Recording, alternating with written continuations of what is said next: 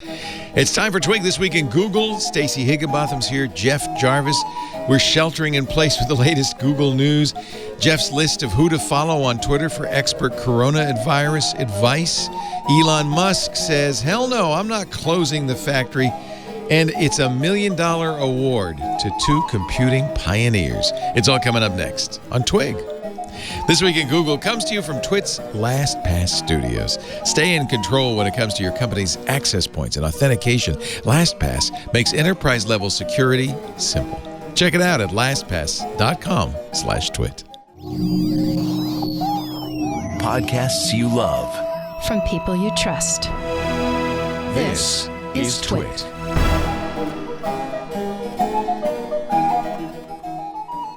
This is Twig, This Week in Google, episode 551, recorded Wednesday, March 18th, 2020. Boomer Remover. This episode of This Week in Google is brought to you by Health IQ. Health IQ uses science and data to secure lower life insurance rates for healthy people like you. To see if you qualify, go to healthiq.com/twig and take the Health IQ quiz. It could help you save up to 41% on your life insurance premiums compared to other providers. It's time for Twig This Week in Google, the show where we cover the Googleverse, Facebook, Twitter, and all of that jazz. I am here. Stacey Higginbotham is here from her island lair. See, you're lucky. You're in an island, isolated from the world. Oh, there's 4 cases on the island, I think. Now it's bad. Now you want to get off the island. Now I'm stuck on this island. Stacey on IoT.com, at GigaStacey. Of course, a great IoT podcast with Kevin Toffel. Mr. Jeff Jarvis is also here. He's in Wisconsin, New Jersey. Where actually they're pretty serious in New Jersey, aren't they? Very serious in New Jersey. We don't screw around here. This is the first town to have a curfew. I think was Hoboken, aren't they? They're telling you have to go to bed. Yeah. Well, that's also because Hoboken is filled with obnoxious drunks. A curfew on St. Patrick's Day makes a lot of sense. Oh, it does. Get the amateurs off the street. Yeah. Newark Strong he's wearing. Oh, is that what that says? No. What is it? No. Newmark Strong. There's a big difference. Newmark School. Oh, okay. Newmark J School. Yes. From CUNY. That's a nice looking... it is a good hoodie, isn't it? It's a good hoodie. I kind of want it. I went to the Cronkite school. I didn't get a sweatshirt. Man. Uncle Walter, where's my sweatshirt? We do this show Wednesdays. You may notice there's a slight difference to the way, if you're watching the video, the way we're shooting it. If you listen, you won't notice a difference. But normally we do it at the round table at our in our big studio. And I am not in the round table. I'm in my office because, of course, we're sheltering in place here. We're one of the now 8 Bay Area counties with the shelter-in-place order. And I was going to do it from the house, but then I realized I actually could come in here. I locked the door of my office, and nobody can come and go. Even engineers can't come in. They don't come in to empty the trash or anything. I do all that. And that way, I feel like this is as safe as my office, except for that brief moment when I'm passing through the hall on the way to the men's room. But I have appropriate and then guard. you wear a cowbell so everybody can be warned. Shame. So I think, and we have a skeleton crew here. There's one engineer running the board. In fact, the transition took a little longer to get into the show because they wiped the entire board down with sanitizing wipes so that Kevin, who's running the board now, can take over from John. John's going to go home. So we're trying to make it, there's only one engineer here at any one time. There are a couple of skeleton crew staff here.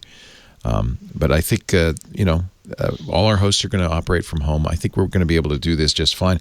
And we take this pretty seriously because I think podcasts are going to be one of those places you can go that's short of like the news that's making everybody crazy. It's your friends, and we're talking about stuff you're interested in. We'll talk a little bit about, the virus is impacting. Cheers song. Huh? Podcasts are the place where you want to go, where everybody knows your name. I won't sing anymore. Sorry. That bore no resemblance to the tune. None.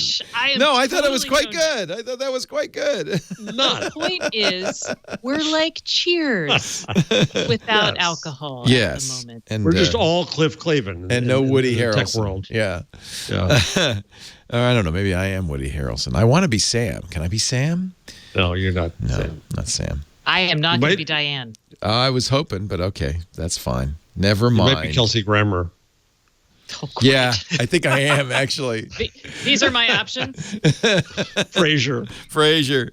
So I'm coach. Actually, the chat room says I'm coach. I will take that. Yes. Yeah, that's good. The Captain Kangaroo of Tech, some have called me.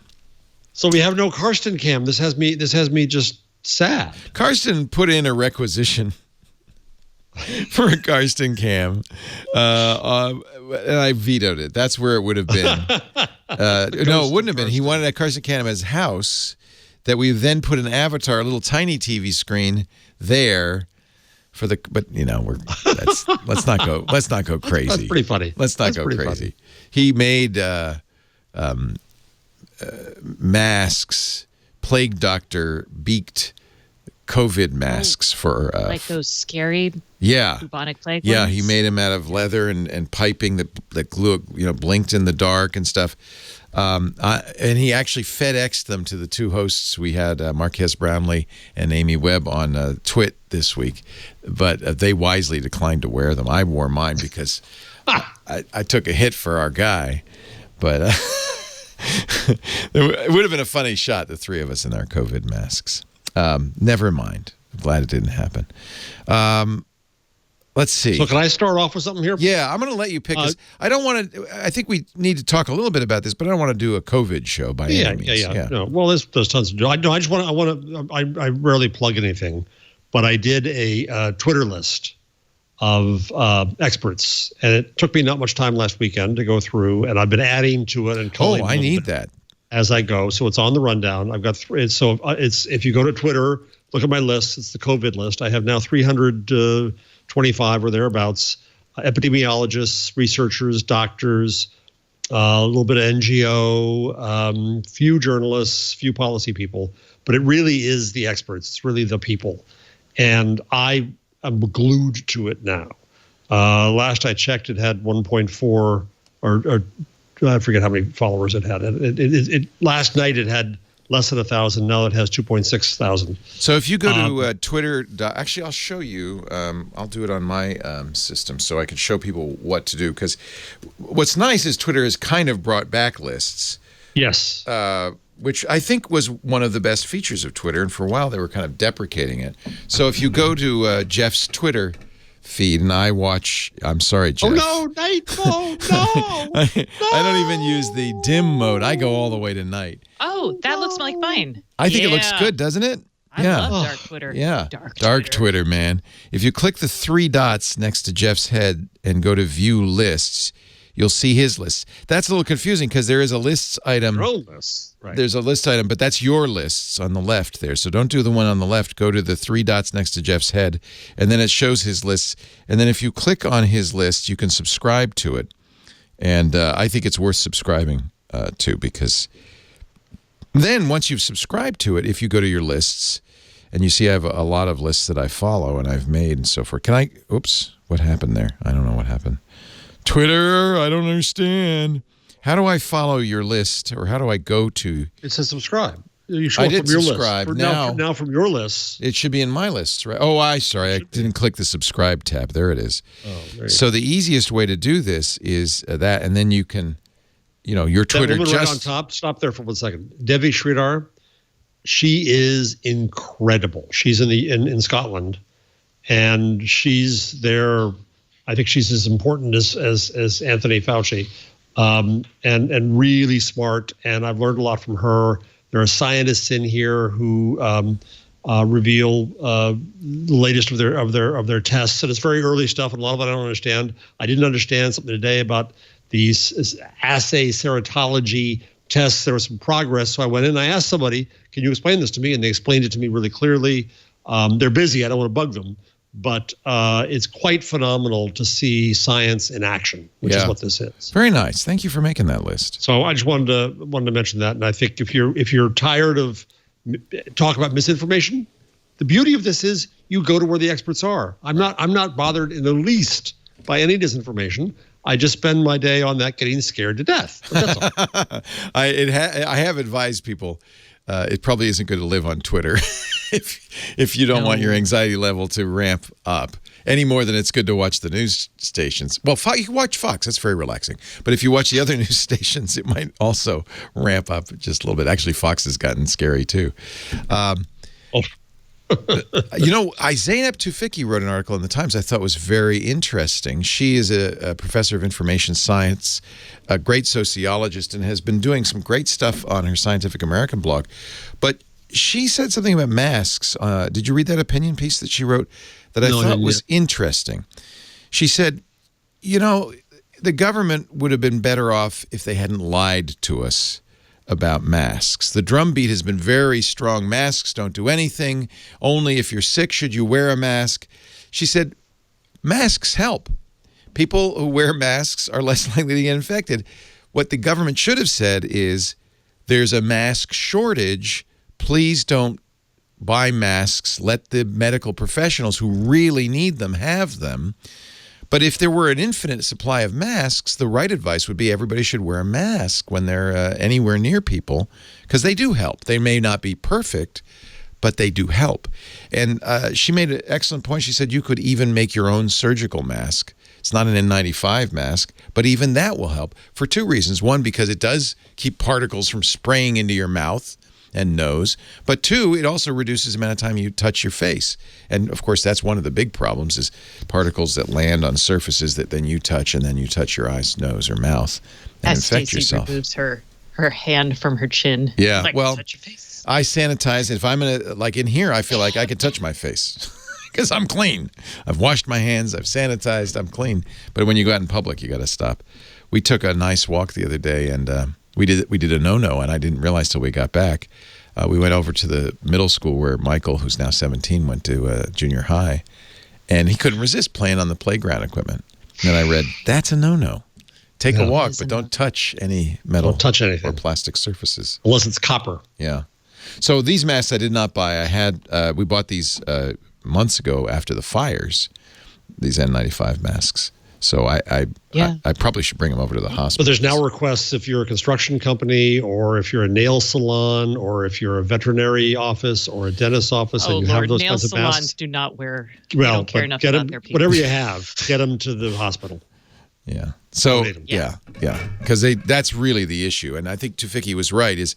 But this happens all the time. Public health officials don't trust the public with the truth, so they often shade it a little bit.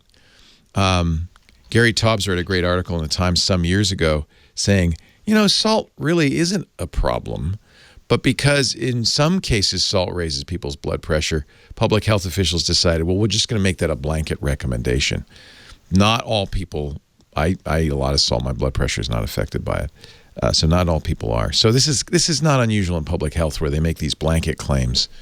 The problem, as Tufekci points out, is when you do that and you're caught out, then it erodes trust, and trust is so important at this time. Yeah, you should not lie to your people. No. I mean, if you know something catastrophic, maybe you don't tell the whole truth, but you shouldn't actively lie. That is nowhere is that good public policy ever. So yeah, it bothers me a little bit. There is a silver lining, I guess, to all of this. HP's Xerox's hostile takeover of HP is now off. Because nobody's at the office to work on it. There is also a negative. Google's announced that don't expect updates to Chrome or Chrome OS in a timely fashion. Everybody's home. Can't they still work on it? Yeah, I work from home. Like, I've put out entire publications remotely. Google says, due to adjusted work schedules, at this time we are pausing upcoming Chrome and Chrome OS releases. This makes sense, actually, because if you do have the thing is, a lot of people are home with their kids, and you are going to be less. There's another issue, and this has come up with Apple. As you know, Apple's very security focused.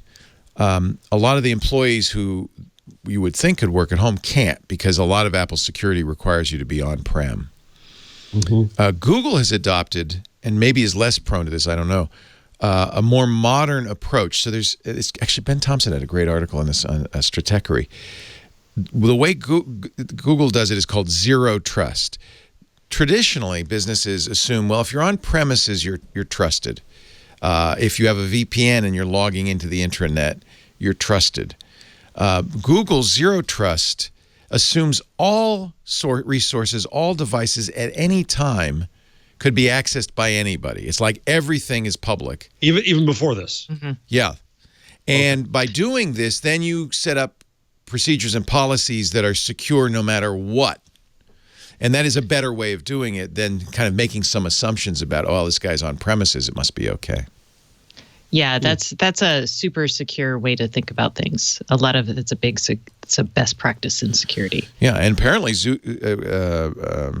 Google has implemented that, but nevertheless having trouble. I guess Apple hadn't, because a lot of Apple employees are either have to stay at the campus or can't do their job. And I'm wondering, maybe Google's having a little bit of that problem as well. If you have something like Firefox, isn't that done remotely? Yeah, that's the other side of it. You and I and everybody on podcasting and a lot of geeks work at home anyway. This is our normal environment. We're happy. Yeah, but I mean, I'll even tell you, I mean, I'm not used to having my kid who is 13 and actually has a school that is completely prepared. I mean, imagine, I mean, you can't expect someone with like a 4-year-old and a 6-year-old to work from home and be. Yep. No, that's true. I mean, you're suddenly doing childcare, and it's hard to get a job done. I've worked at home with young kids. It's a lot harder to get a job done. My kids used to pound on the door if they knew I was in my office. They would just go, bam, bam, bam, let me in. I know you're in there. I'm working. There was I remember who it was, but a freelancer on Twitter who was a journalist. She was talking about how, like, telling other people who are freelancers, she's like, the kids will be okay. You just shut yourself in, get your job done. She's like, I have, like, been on a phone call with someone walking in a park taking notes while tossing fruit snacks at my kids so they would stop crying. I don't know if that's the best parenting method ever, but it you know what? She's like, her kids were fine. And you know what? I've done something remarkably similar with my child when necessary, and she is also fine. Yeah, just not all the time. Well, yeah. I was an absent father somewhat because I remember my kids saying, put the BlackBerry down. Because even pre-smartphone, I would be looking at, typing on my little keyboard on my BlackBerry. They didn't like it. And I think it's maybe, there's a balance, obviously. It is amazing watching these families deal with it. And my wife and I are so grateful that ours are grown, because it's tough. Yeah. It's hard, and you're trying to do your job, and you're both trying to do your job, and who does what. And I saw one thing come across in my feed today in the list. Somebody said one of the parents got sick, and said, what if the other parent gets, and said, don't stay away from your kids, and said, well, what if my partner gets sick? Well, we haven't had that happen yet. We're a cluster, Lisa and I and Michael, and if any one of us gets sick, well, there you go. We're all going to get sick, but we then close the door, and it's kind of hard. Michael's dad, I'm a stepdad. Michael's dad used to come over several times a week and have dinner with us. He can't anymore. It's hard for Michael. And we don't want Michael to go over there, because he could go over there, get something, and come home and bring it home. Right. His friends, every Friday, we had 6 teenage boys in the house. Thank God we don't have to do that. That's a lot of food. It's not just food. There's a lot of sweat and socks and stuff. I don't need that.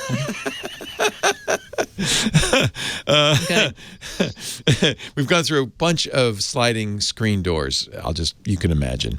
Okay. The other day, they were over and they found a metal detector, and they found all the metal in the yard, and they've put it on our porch. A lot of rusty metal on the porch. Don't know if any of it's valuable, but that was fun. It was fun. They had a good time. There's holes in the yard. Anyway, I don't mind that they're not coming over, but Michael's going a little stir crazy. I'll bet. A little cabin fever. On the other hand, I'm also counting. I'm at 10 days from my last ride in a New York City subway. Not so bad. Right. If you get to 14, you're going to be okay, right? Well, for that part, I mean, we had to go to the store. But my contact is just imploded from what it was being a New Yorker. Oh gosh, yes. In fact, I think one of the upshots of this, when this ends, someday we'll emerge out into the world bleary-eyed, see if it's still out there. And it'll be a very different world. I'm not going to be able to go to trade shows anymore and not be thinking, I can't, there's germs everywhere, germs. I wonder how many trade shows will get back on track. This is going to hurt the economy terribly. Vegas is shut down. And I wonder when it comes back, if it'll come back full strength. I wonder when the NBA and the NHL come back, Major League Baseball come back, if they will have the same size audiences, or if people will just go, hey, it wasn't so bad not having a basketball game on every night. Nobody misses baseball. It's going to kill baseball. I'm sorry, but it's going to kill baseball. My husband is sad. He's like, I have to be trapped inside and I don't have sports. No sports. And the other part is he can't go play sports, and that was a big part of his life. So that's hard. What is it? What did he play? Okay, he Soccer? plays pickleball.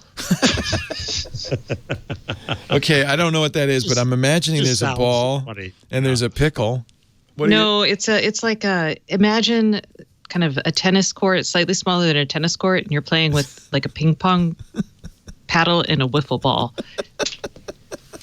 And that is. I miss my pickleball too.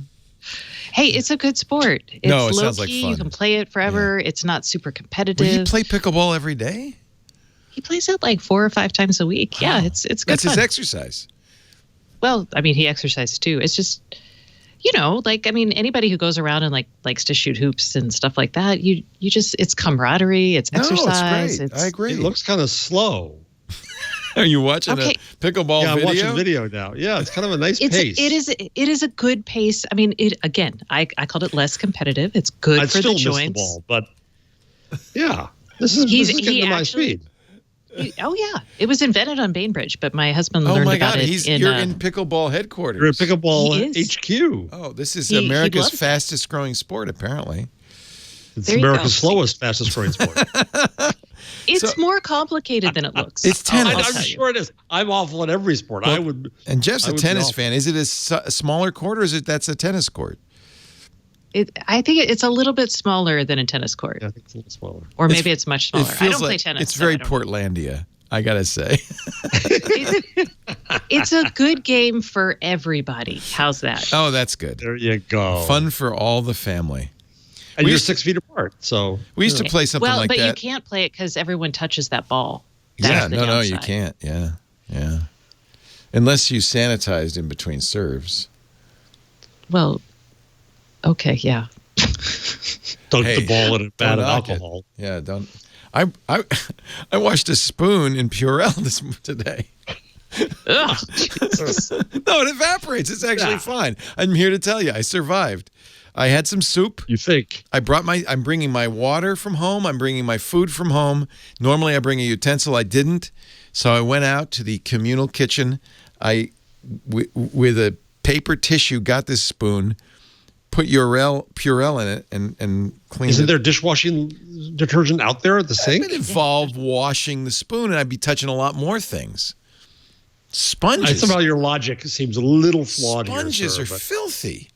But you could wash your hands as you do it. You could use your hands. Use your fingers, yes, and wash your hands at the same time. I think the Purell really worked. I'm going to say. It wasn't a dirty spoon. It was in the, silverware drawer. I'm never eating a twit again. Yeah, I know. I'm like, what if you get the Purell spoon? It doesn't. Pizza, maybe. It evaporates. There's no.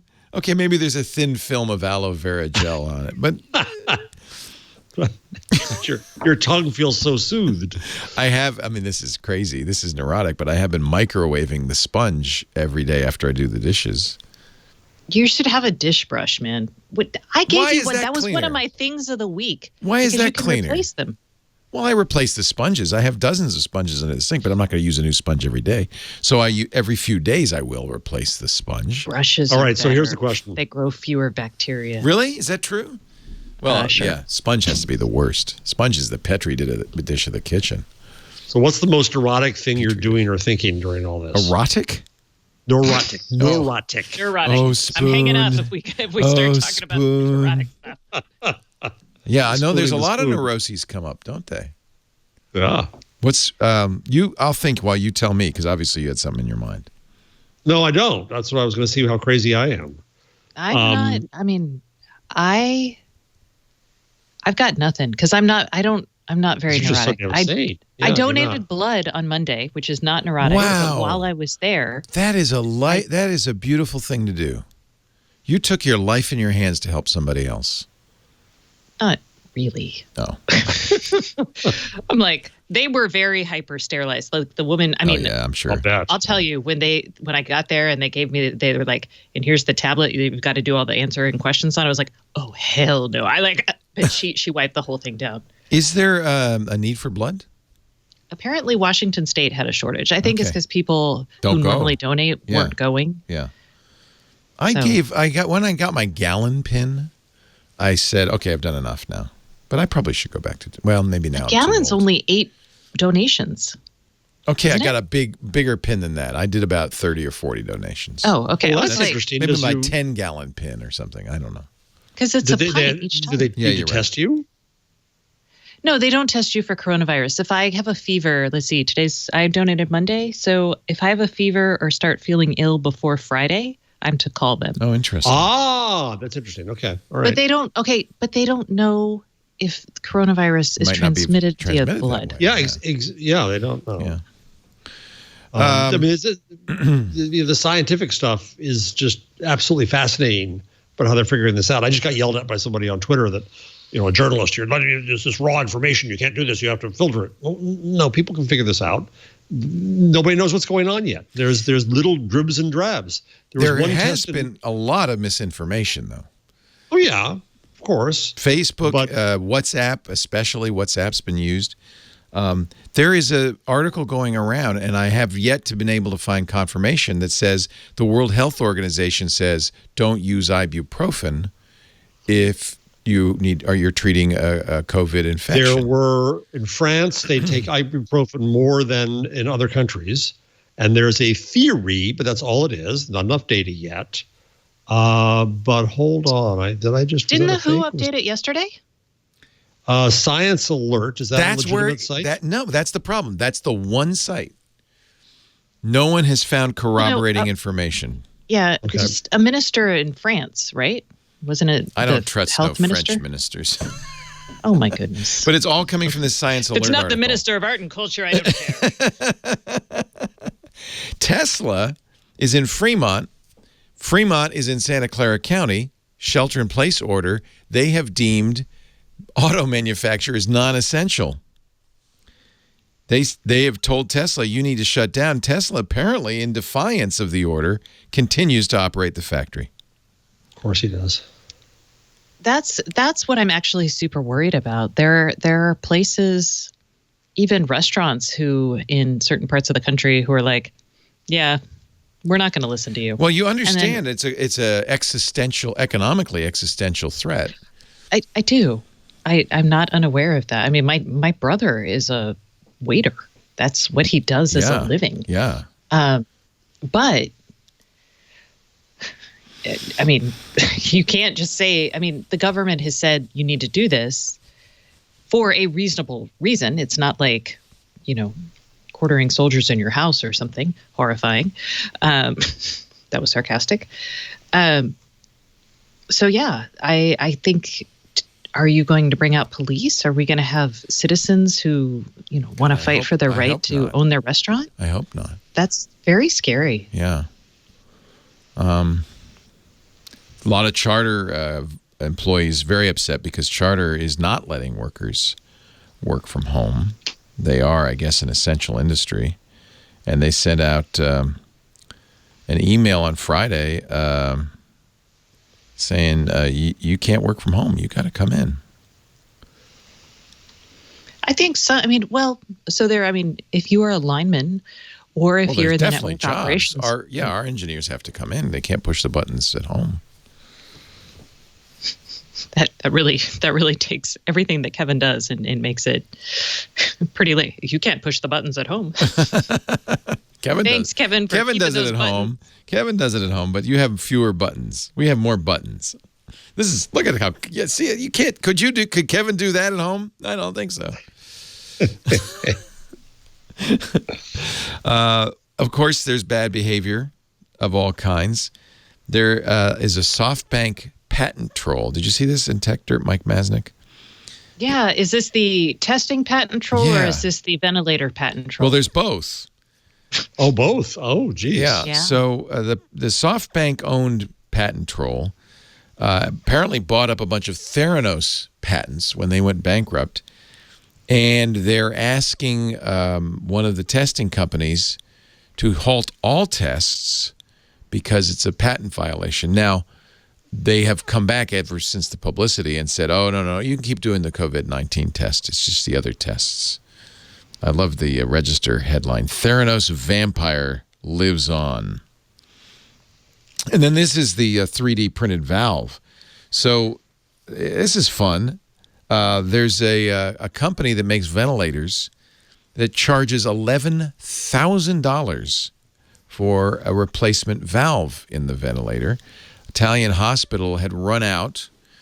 They went around. They found a tech company CEO who said, we could 3D print these. He didn't release the 3D models, but he reverse engineered 3D models, and for $1 each, printed 100 of these valves.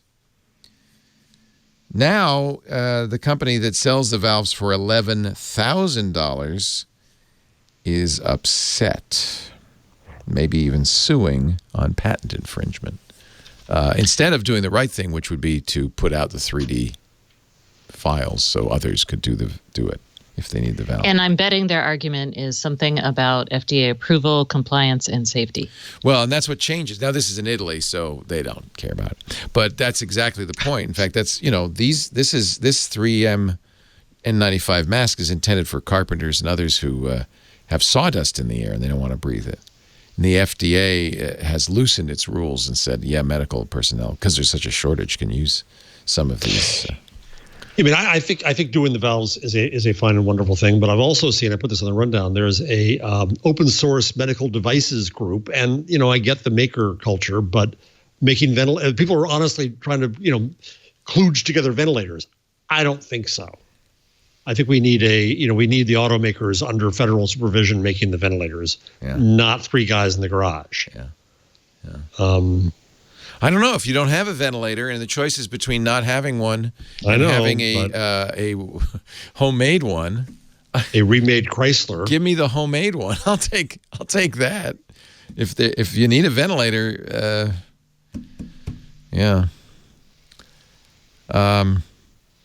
Universal Pictures is going to release. I know you were worried, Stacey, because you and your daughter were so excited about seeing Trolls World Tour in the theater. Yes, that was up there with. But you know what I am excited to see? What? Mulan and Disney Plus. We just got it, so I'm like the live action Mulan. Yeah, but Disney has not said they're going to release it, but I really want them to because I really wanted to see it. So that is all. Universal, NBCUniversal, which is owned by the fine company we know as Comcast, is going to release 3 movies that were scheduled for release. The Hunt, which was scheduled on the 13th. The Invisible Man, which was released end of the month in February, but no one went to see it because the theaters closed. Emma, which is also released in February again. I want to see that, but no one else in my family does. I know. So I'll come over. $20 is too much. We can watch. Well, this is what irks me. And then Trolls World Tour, April 10th. They'll all be released to stream, but it's $20, and it's not. You don't own it. You're renting it for 48 hours. Well, I would be okay with paying $12 for that, just for my ticket, kind of that thinking. Yeah. But, well, I guess they figure you're going to bring your daughter. That'd be $25 to the theater. So, but nobody wants to come with me. You're and alone. I guess if someone's how much of that actually goes to the? Depends on if you go on opening night. What is the deal with movie tickets? If you go during opening weekend, more of the revenue goes towards the theater owner operator. Oh, interesting. And then after that, it goes to the studio. Yes. But the theater operator gets it on the $20 popcorn. Wait. Yes. What, Jeff? Did you ask me? So do you know what the proportion is? Because what I'm saying is, if the theater is now cut out, right? The distributors cut out. So to look at the retail price of the movie theater and say they're trying to recoup that is not a 1-for-1. How much would they likely to net from you at the studio? I like individually. I think they get the for whole a $10 ticket. ticket. What of that? So they get the whole price on opening day. Opening day, what they they're get the probably whole price. what they're probably doing is, well, I don't know what they're doing. Let's put it this way: you don't want to be a theater owner right now. Yeah, but they also, this is, to me, let's go big, go way out here. You know, the internet, let's look at journalism, right? It got rid of distribution, right? You're no longer a printing company, a printing press, right? Distribution was no longer your value add as a newspaper. It got rid of the middleman, and it's in this process of we're still figuring that out. What this is going to do is accelerate the elimination of the middleman in a lot of ways. So think about something like toilet paper, which apparently is near and dear to Americans' heart. Kimberly-Clark, which makes, which brand are they Charmin or are they the other one? Kimberly-Clark, which makes diapers, toilet paper, all kinds of personal care goods. They make Kleenex too, don't they? They make Kleenex. Yeah. They have been experimenting with a direct to the consumer model in diapers. But imagine, I want my toilet paper direct from the factory at a reduced price. There's a possibility of something like that here. And I'm laughing because Chicken Head 21's near and dear to your rear. They make Scott's toilet paper. Yeah. So and Cottonelle. Imagine being able to sign up for a Cottonelle because Cottonelle is better than Scott's toilet paper. Yeah, Scott is for the employer who doesn't really care about their employees, exactly, but wants to save money with a 1,000-sheet roll of one-ply toilet paper. Which is, I always feel it means that you don't value women in your organization because women always have to use toilet paper. That's absolutely right. The point here is that we're going to see a lot of businesses have the opportunity after this and the experience now of cutting out the middleman, which I think is going to fundamentally change the economy. Well, we've already seen that. I mean, half our advertisers are direct to consumer. Yeah, that's like the internet thing. Casper, Harry's. So next we're going to have the Parker. toilet paper club. Yeah, come on, Guaranteed, you can advertise we'll keep you in. We've got an audience that's dying for your product. You can just come on and advertise. I don't know if Scott's going to go for it now. Email Lisa at artisanalagency.com. Thank you very much. Well, honestly, that's kind of what's happened is a number of our, especially consumer advertisers have last minute just said, we're out of here.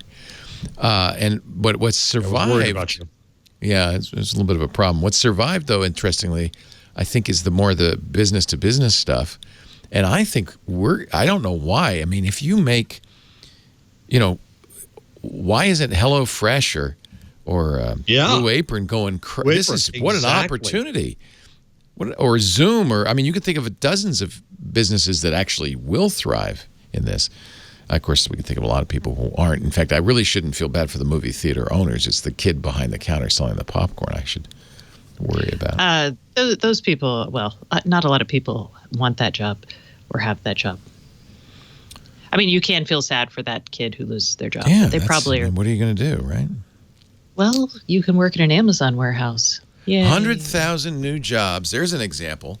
Amazon also says we're going to prioritize essential products over, I don't know what, the Chia Pets. And they're hiring 100,000 new workers for their factories. That's wild. Yeah, that's what I told my brother to go do. It's mostly, it depends on the factory. They're also increasing the pay by $2 an hour in the U.S. A lot of the shifts available are overnight, but you could kind of feel like you're helping people too, though, right? It's vital. It's now vital. Yeah. I feel that. Well, I have a lot of questions about Amazon and their treatment of workers, and Well, I think that they're one of the reasons they're doing this. A, because they need it, but B, because looks like you're a good member of the community. They even say in their blog post. A lot of people are out of work. Full and part-time positions across the U.S. in our fulfillment centers. We know many people have been economically impacted as jobs in areas like hospitality, restaurants, and travel are lost or furloughed. We want those people to know we welcome them on our teams until things return to normal and their past employer is able to bring them back. That sounds pretty darn good. It does. I applaud Amazon's PR, but they need the people. They're putting the nicest gloss on it, and they're hoping to get credit for it. And can I just say, given the government's antipathy towards the tech companies going into this and where we are now, the tech companies look just covered in glitter, except for Facebook. Yes. You could give Facebook an opportunity to look good on a platter, and Facebook would still take the platter, throw everything off of it, stomp on it, and then run away. It makes you think maybe they really are evil. God, they're the most they're just horribly evil. I mean, they're just incompetently evil. No, they're competently evil. They're incompetently good.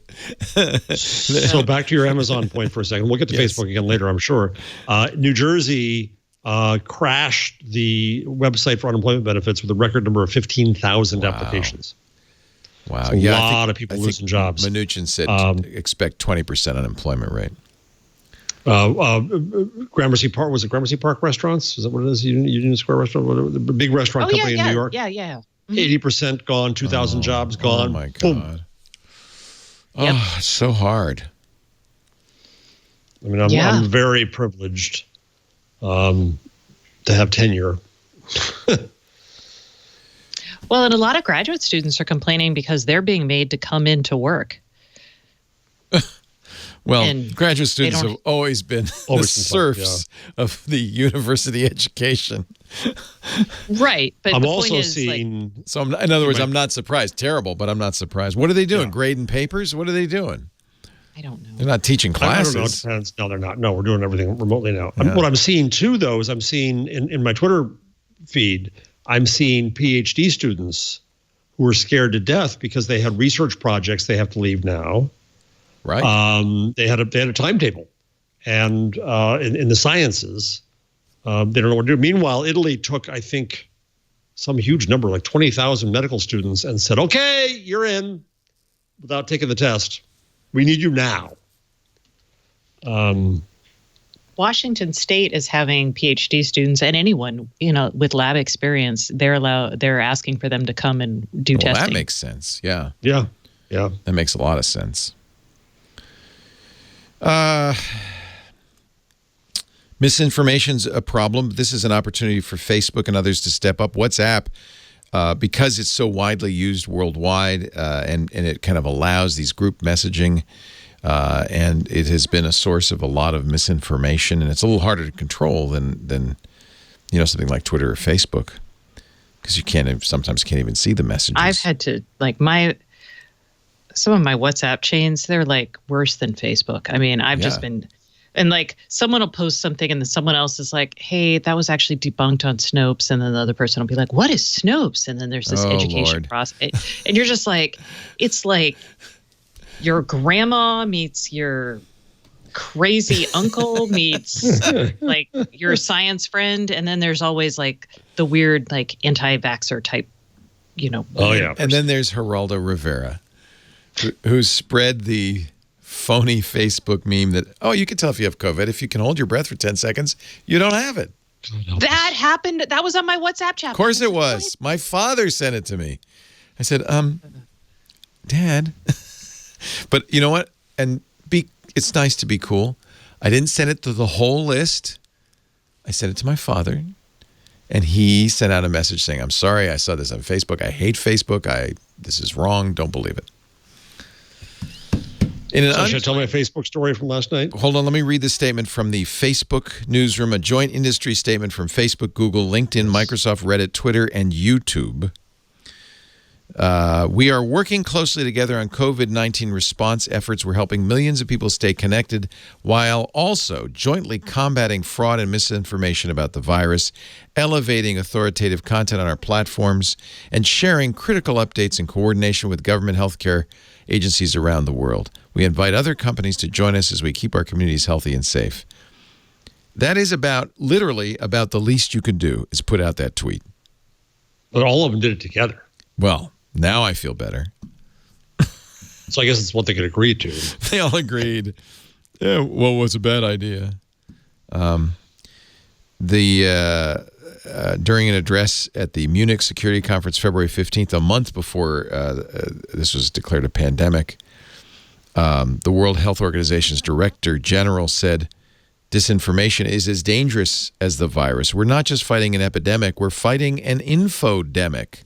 I like that word. Oh, Jesus. Oh, that's good. Well, he's Greek. Oh no, here comes moral panic. Except this is information panic. That's just offensive to the ear. Infodemic. Fake news spreads faster and more easily than this virus and is just as dangerous. But again, a lot of this is lip service until these companies. The problem is, it's very hard for companies to find ways to stem this tide. They've created such low friction platforms. Anybody can post anything, anytime, and there's billions of users. I mean, it's up to people. It's up to people to learn who to pay attention to and not pay attention to. Survey after survey after survey says people don't trust what they read on social media, which is good. Good, that's wonderful. Yeah, that's great. That means they're discerning. But stuff goes on. I just got yelled at because I by somebody, a journalist, because I retweeted a scientist who had this small test using a malaria drug in France, and in 16 cases, because it's all he had, saw some difference, and he tweeted that out, and that was interesting. Well, you shouldn't be putting that out. People will think this, they'll think that. Jesus, at some point you got to say people will judge. Elon Musk then tweeted, "Oh, chloroquine, it's the solution," without any context. Now everybody's going to hoard it. Yeah. So now the UK has already passed a regulation that you can't hoard it or export it, so they can hoard it.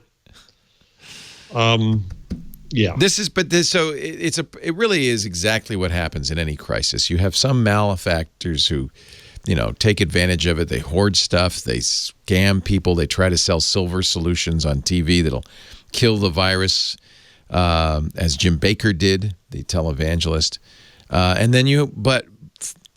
I think for the most part, in individuals, and it's not very public because it might be, Paul was talking about how in his cul-de-sac, one woman who bought a lot of stuff, she was a couponer, opened her garage door and said, in his cul-de-sac, said, there are a lot of older people, anybody who needs anything, I've got all the supplies, come on in, just take it out of my garage. There's a lot of that too. More of that, but it's not newsworthy. Don't you think there's random acts of kindness happening all the time everywhere? Absolutely. 100%. I just donated blood, damn it. You donated blood, damn it.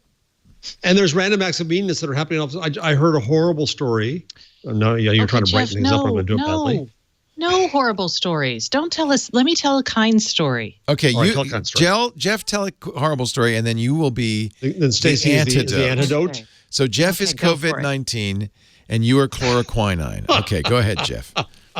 No, just a friend of a colleague of mine went down to pay their cleaning person who needs the money desperately. And the cleaning person said, "Oh, thank you, thank God." Another client screamed and started to threaten to spray stuff on the person. Oh, Jesus. Right? And that's horrible. By the way, it had nothing to do with the internet. People can just be horrendous a-holes. Yeah. Oh, now I have two nice stories. We are asking our cleaning person not to come, but we are paying her. As are we, by the way. I want to stand up. Yeah, good. All three of us. That's good. So, because if you're lucky enough to have a cleaning person, you probably should treat them well. Okay, so that's one. And then two is the efforts by people to buy gift cards to restaurants. And there are several efforts to make it easy to see restaurants in your areas and get them online and buy. That's a great idea. And then when it's over, you'll go out to eat. Yes. And then also if you're worried that maybe the restaurant will be out of business and your gift card is nothing, which is a legit worry. And if you don't have a lot of income, that makes sense. You can also, some people are buying food and getting takeout for hospital workers. Nice. There you go. Those are two very nice things. We got to all pitch in. Meanwhile, let's do a little pickleball interval. A little interlude. I have some, let's just watch some pickleball. It's a great sport, and it's something we're all going to be missing. Between every match, they come off to explain it. They say, let me tell you what you just saw. Let's watch a little more pickleball. So pickleball. Andrew is a award-winning pickleball player. He's a champion? He's a champion. Oh, my God. He's not you must professional. be so He's proud. amateur. You must be so proud. I proud. did meet a professional pickleball player once, and no, it was completely. There's no professional pickleball. There is professional pickleball. There's no. I had no idea, and this was at a conference, and one of the speakers was introduced as a professional pickleball player, and I was just like, "What?" Professional pickleball player, Andrew Higginbotham. You know, I would like to. Oh, okay. It should be Mr. Higginbotham. That's what I call him. Google has also there are conferences after. I couldn't even go through the whole list of conferences that have been delayed, canceled, or start streaming. The Cloud Next conference, which they were going to do digital. Now they just said, "Oh, screw it." Nobody wants this anyway. And they're just not going to do it. Game Developer Conference will be going on right now in San Francisco. It's not. People are streaming. As a speaker, I have been both postponed now. So it's sad from a revenue perspective, but people are still optimistic.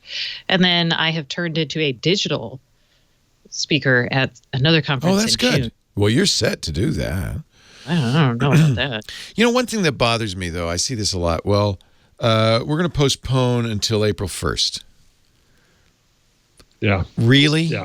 Most people are postponing until November or the It's going to be a September really busy October, yeah. But so I will tell you guys, I up until last night was evaluating doing a conference in September in Austin. Was going to announce it at some point in time, but everything was going. Oh. But I pulled the plug on it. This is what you've been working on?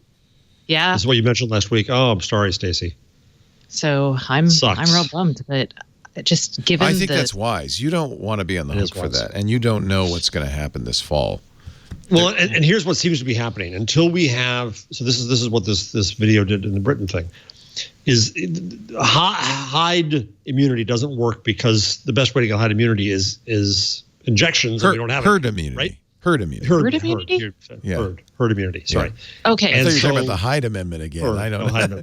You know, you voted against the Hyde Amendment. I just want you to know. So the problem is that we will, if we all tamp down, we'll do a good job. But then when we start coming back out, people will get it again, and then we'll have to tamp down again. And it's going to be an oscillation until such time as we have a vaccination.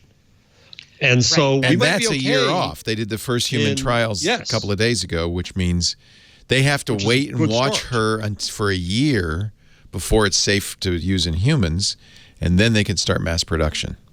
So, right. So you're saying we're stuck in this for a year. No, we could be in pretty good shape in July, but then here it starts again. You go back into your homes, and it may be an oscillation, is one theory. So we'll be in and out. There's two really good things to read on that, and here I'll put them in the rundown. Copy. I can do this. Maybe. Where should I put them in the rundown? I never added. Put them in chat. Oh, chat. Yeah. Ta-da. Ta-da. It's a little easier for everybody. Okay, tell us about these things. Did I put them in? No, I put them in. Elizabeth Warren says Facebook has reported. What? How did I do that? Okay, I will just tell you about them. One is a Twitter thread. I'll just go. One is the New York Times. If you give me information, I could probably find the page. Sorry. One is the opinion article, "The Coronavirus is Here to Stay, So What Happens Next?" Written by an oncologist, a medical ethicist, an epidemiologist, a biostatistician. And that is exactly what Jeff was talking about. And then the other is a Twitter thread on the Imperial College report on COVID-19, and this is by Jeremy C. Young. Which is an excellent thread, as I remember that one, yes. Yeah, here's the thread. I'll pop the thread is in the chat room is IRC. also good since you're in the chat room. That's actually I was like this place that I'm waving at. This thing, yeah. And then the New York. So together, those things, that thread plus the report, if you want to read the report. So this is the report that said what England had thought to do, this herd immunity thing you were talking about, Jeff, didn't work. Wasn't going to work. Well, the problem was they used the wrong data. They used just a kind of a general flu data of how many would need to be hospitalized. And they quickly saw that their hospitals were going to be badly overrun if people were out there just muxing around saying, let's all get sick because it'll have to get over with faster. Yeah. And they realized, and the problem, and scientists in the UK were having a fit because they were not revealing any of their thinking behind this policy. So the scientists had nothing to react to and nothing to correct. And so that Imperial College paper came out, and that was that. But it said, I think Young says, same thing happened in the U.S. That's why there was a lot more kind of panic in the U.S. saying, uh-oh, we're closing down. I am impressed, though, aren't you, by... Well, you mentioned Governor Cuomo in New York, but our governor, Gavin Newsom, and the local authorities who Washington, have Ohio, all just said, we're not going to wait for a federal instruction. We're just going to do it. And honestly, I think that's the way it should work. Thank you, Governor Inslee. Yeah, Jay Inslee's been amazing. Yeah, he's been doing a good job. Can I just say that I am so glad I am not in Texas because, wow. I mean, they're getting Austin's fine, but John Cornyn today, and John Abbott, the governor. Is he John Abbott? I can't remember. Abbott. I'm like, you just wiped that dust off your hands, and you just went. You said, "Bye bye, Texas. I am gone." So bad. Yeah. So they're not doing much to. Well, yeah, we all saw pictures in Florida of people on the beaches.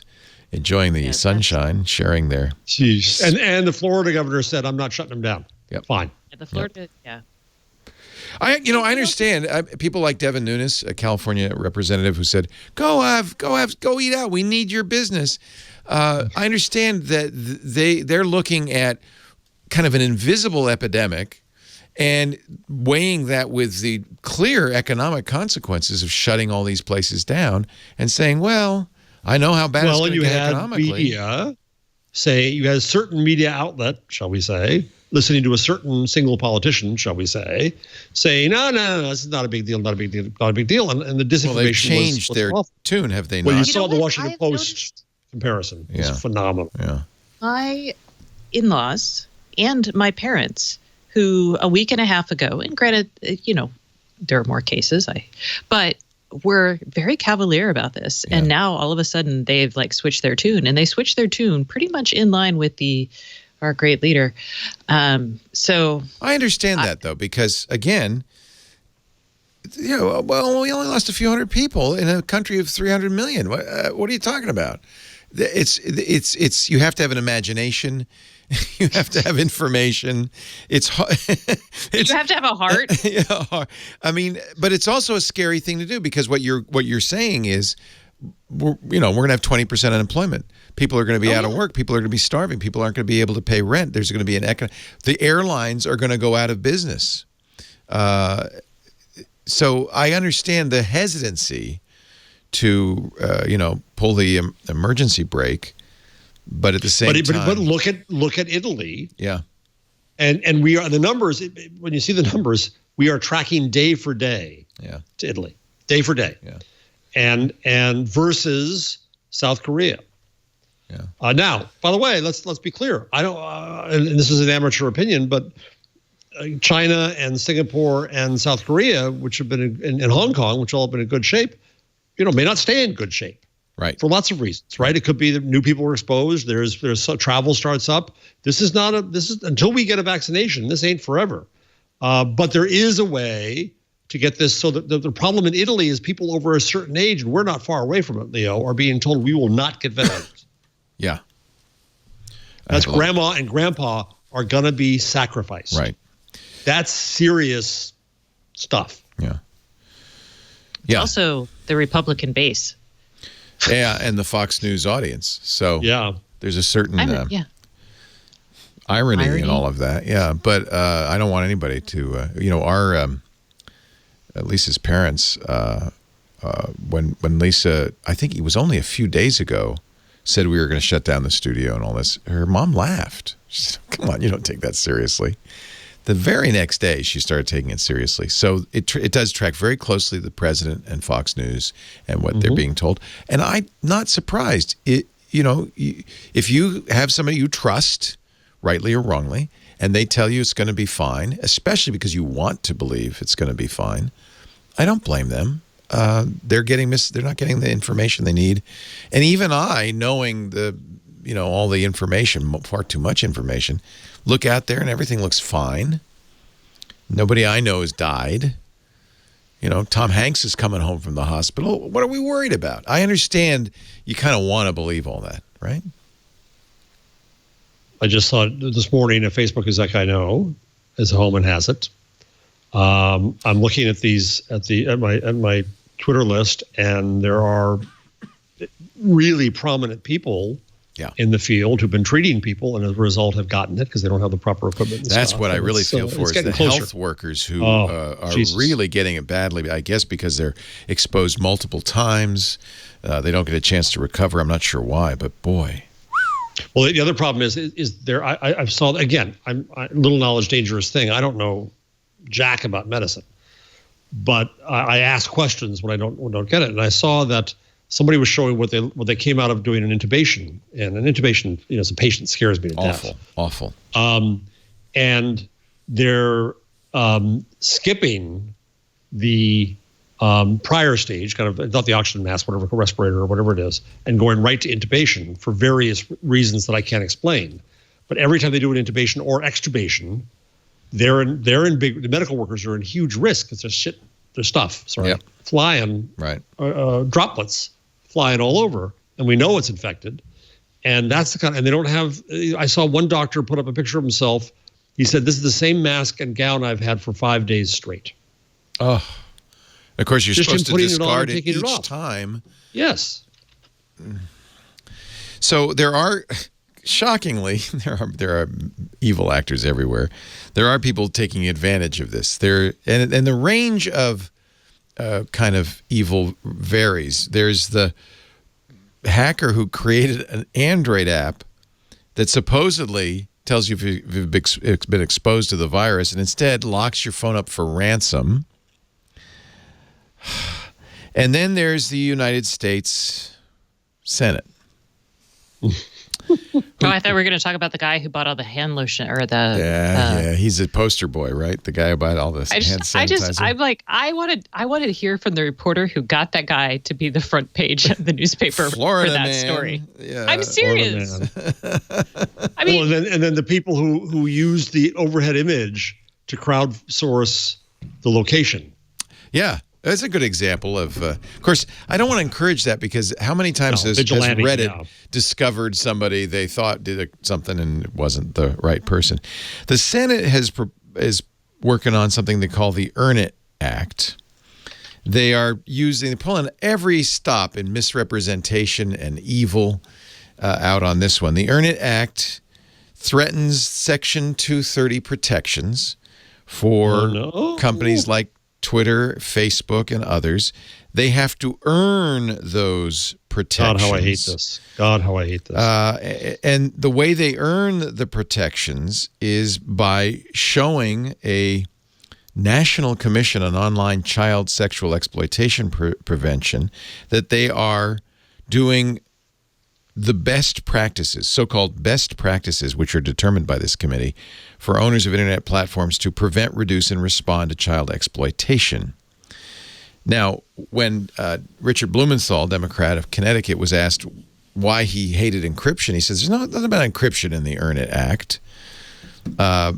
Well, they don't have to. So this is, nobody's promoting child exploitation. No, everybody hates that. But that doesn't really seem to be what this is about. By the way, even if the committee says somebody's doing the best practices, the Attorney General gets to decide. And we know how Attorney General Barr feels about encryption. He says best practice is to force encrypted messaging systems to give law enforcement the keys. So this bill from Lindsey Graham and Dick Blumenthal would give Barr the power to demand that tech companies obey him. I'm reading from Bruce Schneier's blog. Or face serious repercussions, including the civil and criminal liability they'd face if they lost protection under Section 230. WhatsApp, Signal, Facebook, everybody would have a choice. Either we're now suddenly liable.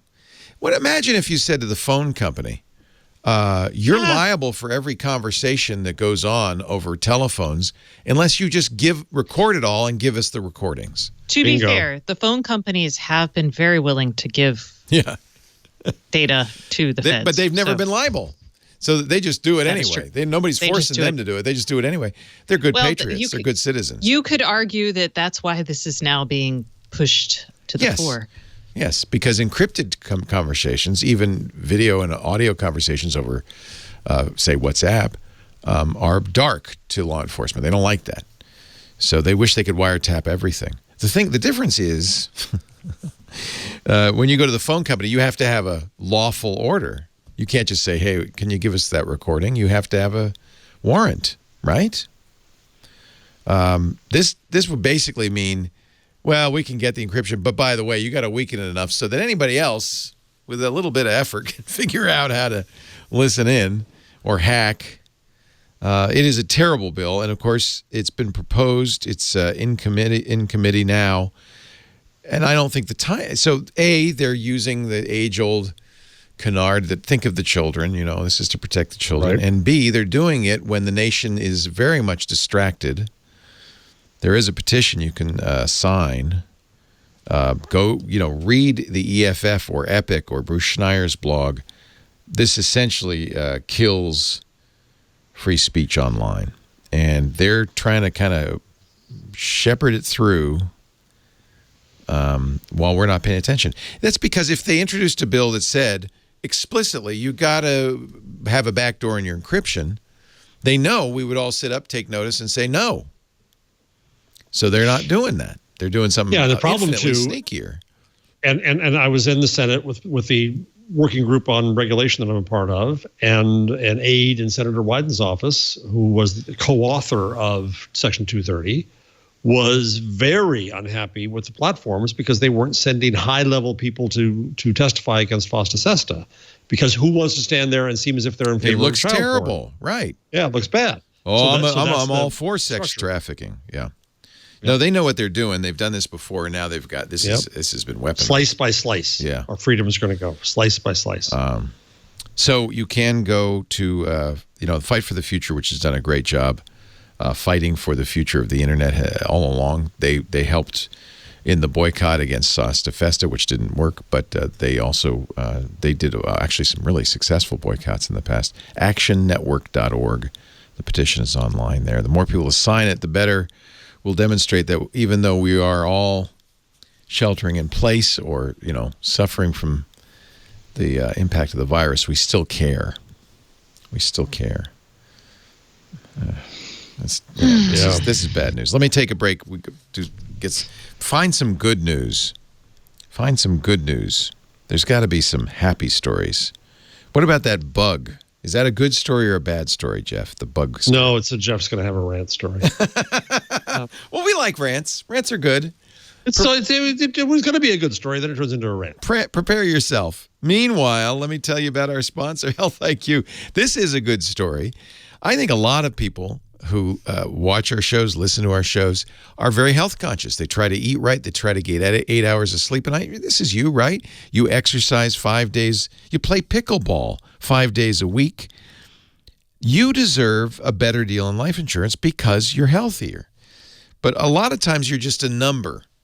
You're just a number to a life insurance company. That's where Health IQ comes in. They're a life insurance agency that goes to bat for you. They use science and data to secure lower life insurance rates for healthy people like you. And I mean it. Like, as an example, $1 million life insurance policy from $36 a month.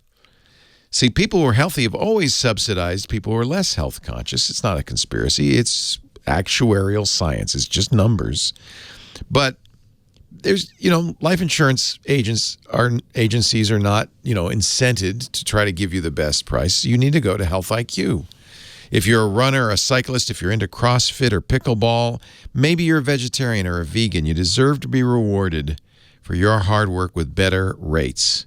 Because physically active people have significantly lower risks for heart disease, cancer, and diabetes. Health IQ is a concierge, a white glove service. They'll walk you through the entire process of applying. The policy will be underwritten by one of the top 30 insurance companies. It's good insurance, but they have savings exclusive to Health IQ. Savings you can't get anywhere else. But there's a big but here. You have to qualify to get the special rate.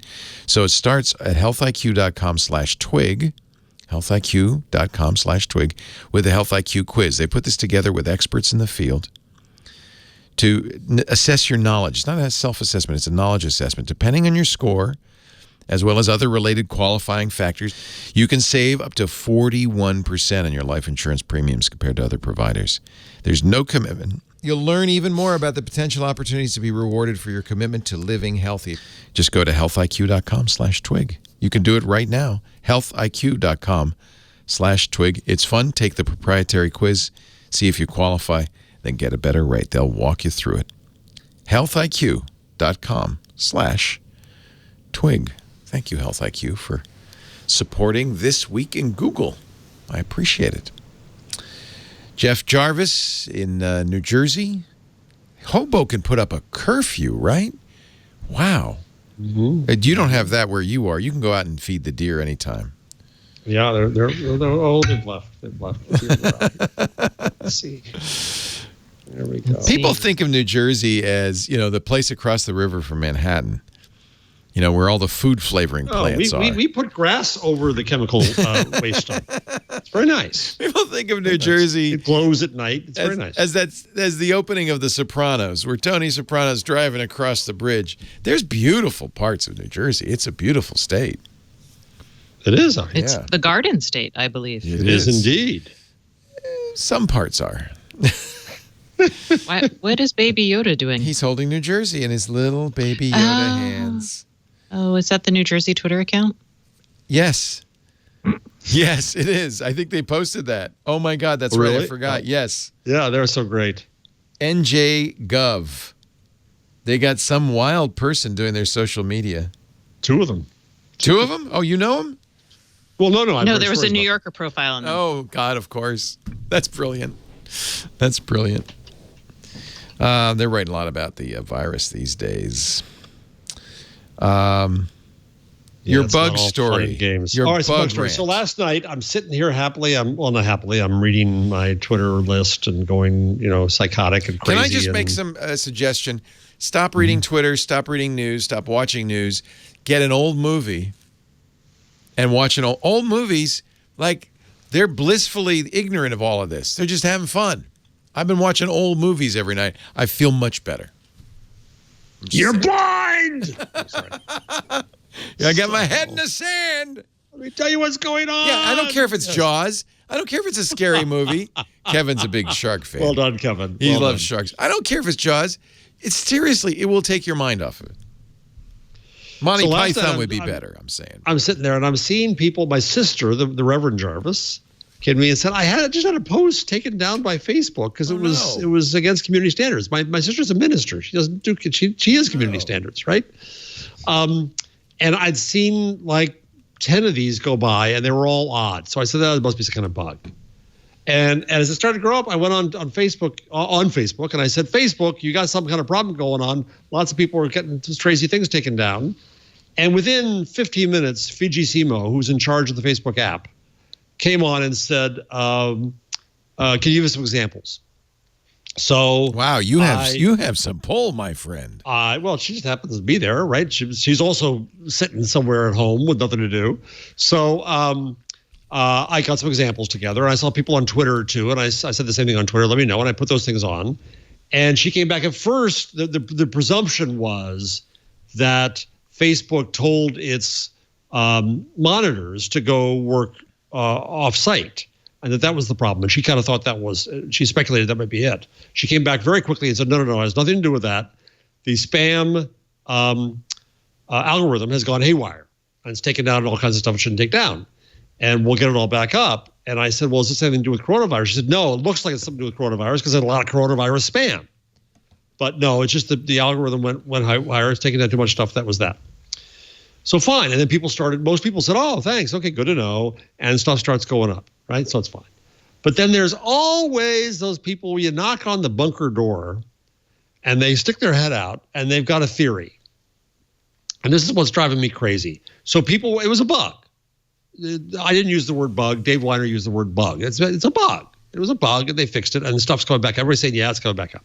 Well, oh my God, this is clearly a conspiracy. on Facebook's part because 2 of my stories were critical of Trump. And so I know what they're doing. And no. And I said, it's a bug. There's plenty of other things to get upset about. But people were still going on and on. And I said to them at some point, this is like when your car breaks down, you're trying to psychoanalyze it and find a conspiracy theory. Why does my car hate me? It hates you, and it had a very bad childhood. Yeah. It's a bug. This is the only bad thing about staying home a lot. You have a lot more free time to come up with crap. So yeah, and even this today, they keep going on. No, you're wrong. This is a conspiracy. They're doing this. And I said, isn't there enough to worry about right now? But no. So Facebook has restored all those posts.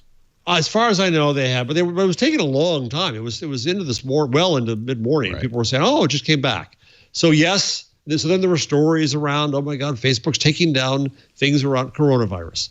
No, they're taking down what the algorithm thinks is spam, and a lot of that happens to be things because basically everything everyone's talking about in the entire world right now is the coronavirus. Right. So the odds they're going to take down coronavirus stuff are very good if they're taking down the wrong stuff. It's Flay's law. Never put down a conspiracy what you can put down to incompetence. Yes, so that's what it was. So it was, and so I have to say, I don't work for Facebook. I have no relationship with Facebook. I'm just trying to help people. I'm just trying to say their stuff was taken down. Something went wrong. Put it back, can you? And they did. And that should have been that. But no, never.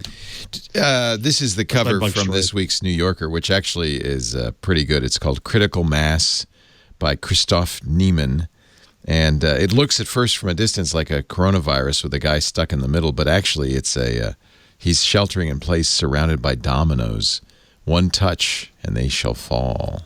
I bet you that's how a lot of people, especially in Manhattan, feel right now. Just... Yeah. I mean, can you imagine, like, I can't imagine, the weather's nice here, thank goodness, because I can't imagine being stuck in this is enough space for 3 people, but if I were in Manhattan in an apartment. Oy. Yes. Or I saw some journalist post something like, when you're a journalist and your roommate isn't right now, and they're both working from home, and the person working from home that isn't the journalist is like chilling, and the journalist is like all out crazy. Which I'm like, yeah, that would be me if I were at a regional daily or. Yeah, that's actually pretty funny. We also, as our faculty, we had some debate about this, but I'm glad we made the right decision. We told our students they are not allowed to go out and report. Good. Which is, I think by all means, the right decision. Yeah. But it's hard for them. And so they're in their apartments. They're trying to figure out how to do stories. They're trying to figure out how to get material for those stories. And then the other thing that's happening is, okay, I'm in New York still, but my roommate just left me with the rent check. There's just all kinds of, it's tough if I were around. A journalism student or a writer, I told my kid this. He's 17. I said, you're living through history. You know how you talk to your elders and they say, the Depression or World War I or World War II. You're living through history. Keep a journal. This is a great time to take those writing skills and instead of going out and looking for a story, start just writing about it, writing what you're experiencing, writing what it's about. Use Facebook to put together communities of people. Or do that. I mean, there's lots of things you can do. There's all kinds of things you can do right now that act as public service. Journal from the Plague Year will... that could be your bestseller. I'm just saying. And right now, like thinking about people like my daughter, this is their 9/11, their challenger, their generational moment of definition. That's exactly defining right. moment. Maybe. Yep. And man, how's your daughter doing? She is fine. Her friends call this the boomer remover, the senior deleter. Great. Thank you very much. Oh my God. The boomer. They are definitely. Now I know where you got it, Stacey. Oh my God. I did that. And they think it's good, funny, haha. It's the callousness of youth. I don't think they they don't want their grandparents to die, but you know how kids are. They're what do they call it? The boomer deleter? The boomer remover. Boomer remover. All right, we have a show title. It's not just her friends. It's like youths all over the place. Youths. What was the one, Stacey? Senior deleter, I believe is one. Man. And there's another one, but I can't remember what it was. Oh man. Oh, find out. They're not nice. No, that's normal. It's funny. But so how many hours is she online with the school? So her school is actually surprisingly competent. So yay, her school. They, when we had snow days, had to use Zoom for parent-teacher conferences. And so they activated their Zoom. They've already been on Google Class. Oh, that's good. Starting tomorrow, she will have her first remote day. They're going to do Wednesday is going to be a free, do your assigned work day, basically. But they have to log on within 10 minutes on Zoom, within 10 minutes of their class period start time. They log on. They've got to have headphones. They have the explanation for the mute button, raising your hand, and they're going to conduct class. Good. And so I actually may do Twig in the next. Oh no, Wednesday is not a day. That's the day she's out of class. Never mind. I was going to say you may see me in a different place because she's going to have my office for most of the time. Oh, that's so great! Aren't you glad you have this great streaming setup? You're ready to go. Oh, she's not going to use. I'm going to move the mic and stuff like that. But she could be very, very impressive with the mic. Yeah, no kidding. I'm doing this with the school conferences. Everyone, look at that setup. Yeah, podcast. Last night, after the, I guess the election results on Tuesday, I guess that was last night, I'm watching MSNBC, and they have, how they have 8 people or whatever in a panel, and they have all these people, and they introduce the last guy, podcaster, and he's got the microphone. And I thought, oh yeah, he's a podcaster. This is our universal look now. I take credit for having invented it. No, I'm really impressed because they're definitely That's on really it. Good. Trying to figure out how to proctor tests. That's one of their challenging things. Yes. But they're worried the kids can cheat, which they can. Well, there's an honor code you're supposed to sign, parents and then the parents. Yeah, your parents are supposed to proctor the test for them. I mean, I would get my kid into Stanford. Yeah, no kidding. So how about Michael? Well, the funny thing about Michael, he's been in online school for years. So he's gone through high school. And honestly, I think that's another side effect of this. There's already been, because of the charter school movement, especially in California, in California, you can create a school and get the state's money per pupil if you follow certain rules. It's called a charter school. So Pearson, which is a big, as you know, was my publisher, big education company, they've set up, they call it the Connection Academy. It's an online school. And it is free because it's a public school. They get paid per student just like any other school. It's a charter school. They have teachers online, sometimes live, sometimes on demand. They have, you get sent a box with textbooks, and you got to have your TI calculator, all of that stuff. So for him, this is business as usual. This is completely normal. I mean, the difference is that we have to give him a social life. So, we have boys' night on Friday night and stuff. We have those teenage boys I was talking about over, and that's missing, and that's hurting him. He doesn't like that. So what tips would he have for the students who are now suddenly finding themselves doing this? The thing that impresses the hell out of me is his work ethic. He's a straight A student.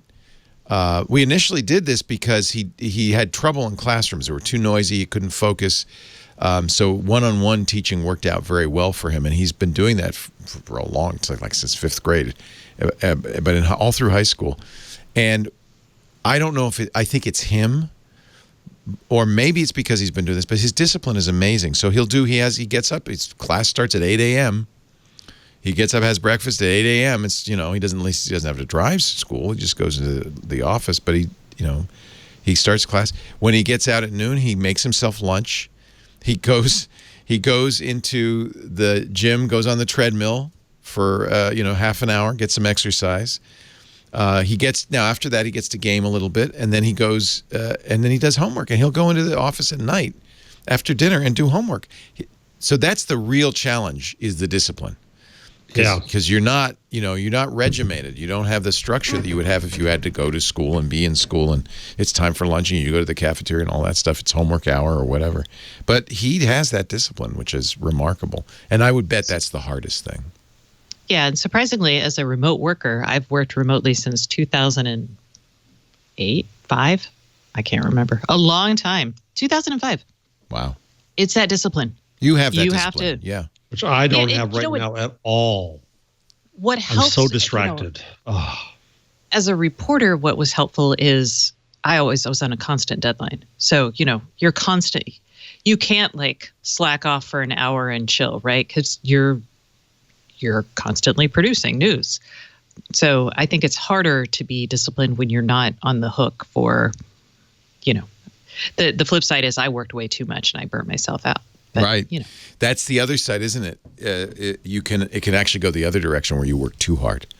Well, yeah, because if you're a reporter, there's always, right. But in any job, if you're working at home, there's no governor in either direction. You can you can either work too little or you can work too hard. It's hard to work a normal amount when you're working at home. It's hard to work like as a manager. For a time I was an editor working, and overseeing people, and it was hard as a manager to you had to really touch base with people and communicate very clearly with them. This is enough. This isn't enough. Yeah. I think you're working too hard. Yeah. And that is really a skill that many managers don't have. In journalism, it's a skill that journalists are terrible managers. I mean, I was not for the same reason as all the other terrible managers, but it's not. I'm going to generalize that and say most people, and I'm going to include myself, are terrible managers. That is managing people is a skill set that is not common. A good manager is hard to find. Honestly, when I see people who are good managers, I'm always impressed. I don't think that's a common skill at all. Oh my goodness, y'all! Hawaii just said, "Oh no, that was Tuesday." Okay, good. Said, please don't come to our island. Yeah, don't they come on closed vacation Hawaii. here for 30 days. Yeah. Yikes. Yeah. And Puerto Rico is trying to do the same thing. We're doing okay, and people coming in. My son is in Bali. I said, are you on the island? He said, yeah. I said, stay there. Jesus. He's not going to be able to come home, I don't think. He was in Vietnam, and he said they're getting very hostile to tourists here. I can't go into shops or restaurants. So he left, went to Bali, where apparently the party never stops. There it is. There's the island right in the middle there. And but he says, I'm going to get really good at surfing. But on the other hand, nobody's doing any distancing or anything. That's, and there are cases there, of course. There's nowhere safe. Let's get those trumpets ready, Kevin, because I think this would be a good time to do the Google Changelog. The Google Changelog. Here's what's new from the Goog. And despite the fact that they're all working at home, they actually, there's quite a bit going on. If you are using Google Advanced Protection, as I am, they are strengthening the protection. They're making Google's Play Protect scanning, which is their anti-malware scan on Android, a mandatory switch. And you can no longer sideload on Android if you have Advanced Protection. You can't uncheck that box that says only download from the Google Play Store. That box is permanent. I don't think that's a bad thing. They set up Advanced Protection after the hack of the DNC 4 years ago, saying there's some people, like, the head of the DNC, who need to be extra protected. And so it involves the use of security keys, physical security keys, and there's a lot of things you can't do, and now they've added 2 more things. Google Lens is going to be at work on New York Times Magazine's annual music issue. Is that coming up this week?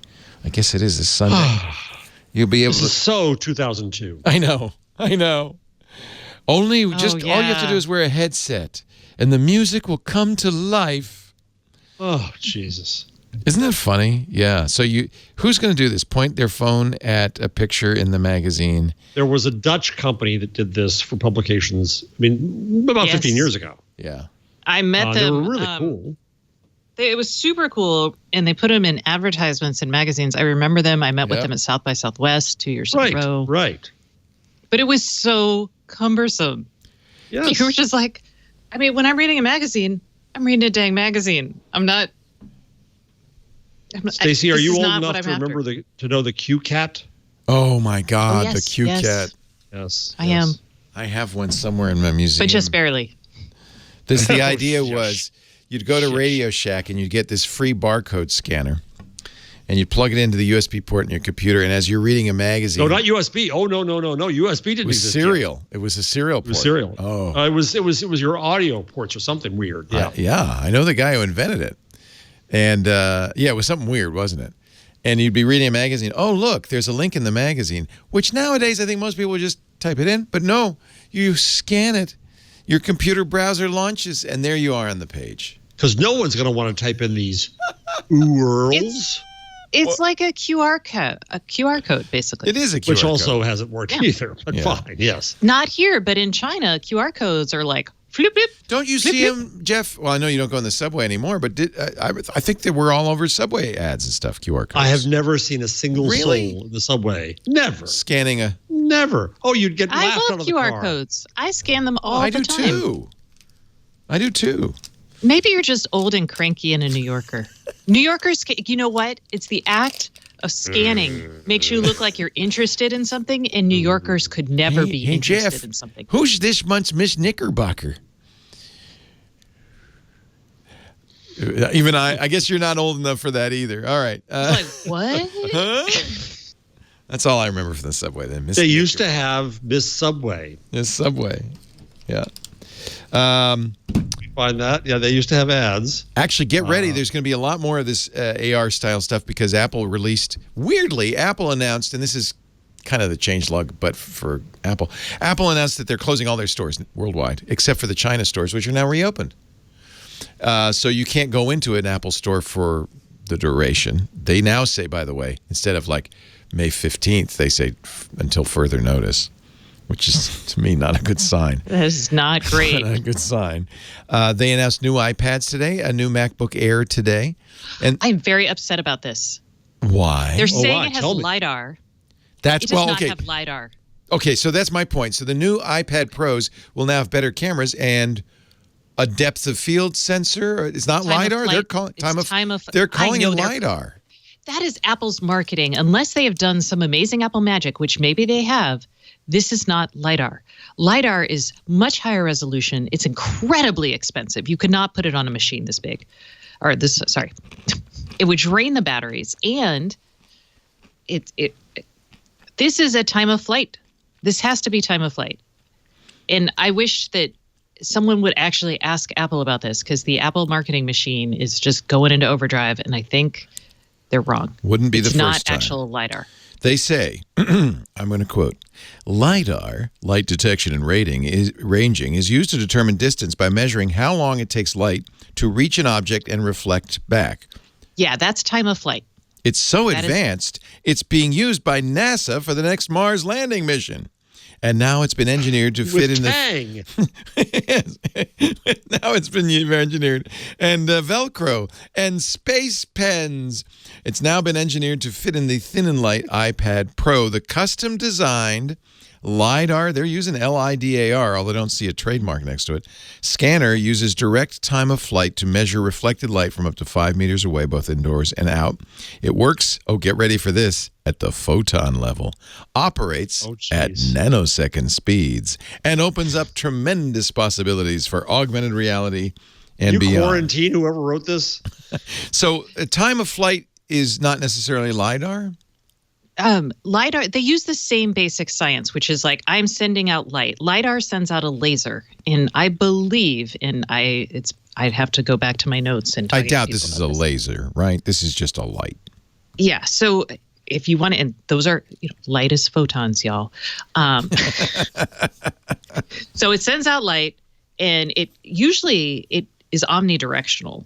The ones on cars are omnidirectional. Those are the big hunky things you see on top of a car. Rotate They're really higher, fast, so you have a 3D image. Yeah, they're higher resolution. They need a source of power. They're not efficient, and their frame rates are usually slower because it, again, takes a lot of computing power to resolve the image and do all that math. So in time of flight sensors work a similar way. You flash the light. So you do pulses of light. You flash the light comes back, and you take the reading and you do the math that says this flash of light was this far away. This flash of light was that far away. And then you create an image of what the light is bouncing off of, kind of like sonar or something. Yeah, it's like sonar for light. It's actually not, but we're not going to get into all of that because I made that sonar for light. I made that same conclusion, and look it. I had This to is sit how through it a works, long Stacey. lecture. I know because it's on the Apple website. Ooh, zoom in and LiDAR. Wow. That's cool. Can you do that at home? I wonder if it works backwards. Oh, it does. Look. Woo. All right. So what would you call it? I mean, isn't that what was in? What was that? Time of flight sensor. It's in the freaking the lighthouse. Remember that lighthouse thing we had? The security thing. It was also in the lighthouse. Yeah. Yes. Yeah. So it's a time of flight sensor. But now I will say, it is possible because Apple has a lot of very smart geniuses locked away in their spaceship. I call them wizards. Wizards, whichever. They may have figured out a way to cram LiDAR into a cost-effective, battery-efficient power like package and put it on a computer that only costs. How much does this cost again? $1,000. Yeah, that's not LiDAR. And if they did they that, do say it's unprecedented innovation. Well, let me see what the if I go to the tech specs, I wonder if they're a little more. Kevin and I looked at this morning. He and I spent a lot of time. Xbox used time of flight as well. Yes, and that's the company, by the way, Apple bought. The Israeli company that created the Xbox. PrimeSense? Yeah. Is that it? Yeah, PrimeSense. Yeah, they're an Israeli company. And that they're the ones who created the Kinect time of whatever flight sensor for Microsoft. And in fact, that was kind of a part of the problem with the Kinect is the company that made it ended up going to work for Apple. So you're right. It's probably the same thing as in the Kinect. Well, I imagine it's a much newer version. Yes. Yeah, I'm just looking at the specs. Well, good news. You're going to see many more of these New York Times musical dancing flowers in your iPad because I think there'll be a lot more augmented reality going through the iPad. Oh, so that really isn't part of the changelog, but I thought it was a fun conversation. Hey, we got nowhere to go. We're not in a hurry. I'm making meatballs tonight. I don't know about you guys. Ooh, yum. Ooh. Actually, Google Maps is also making live view augmented reality navigation more prominent. I like this. I like. Oh, have you used it? Because I like the idea of when I walk. I love the idea. Yeah, because I never know whether, especially in Manhattan, I come out the door at the Townite Center for Entrepreneurial Journalism, and I don't know whether I should turn left to go to Broadway or right. I hold this thing up and it says, "Oh, yeah, I see the building across the street. Go right."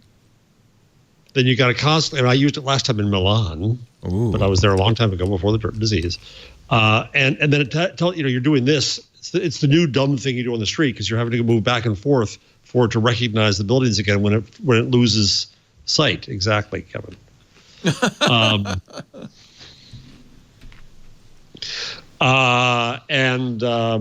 when it works for the 10 steps, it works. It's spectacular.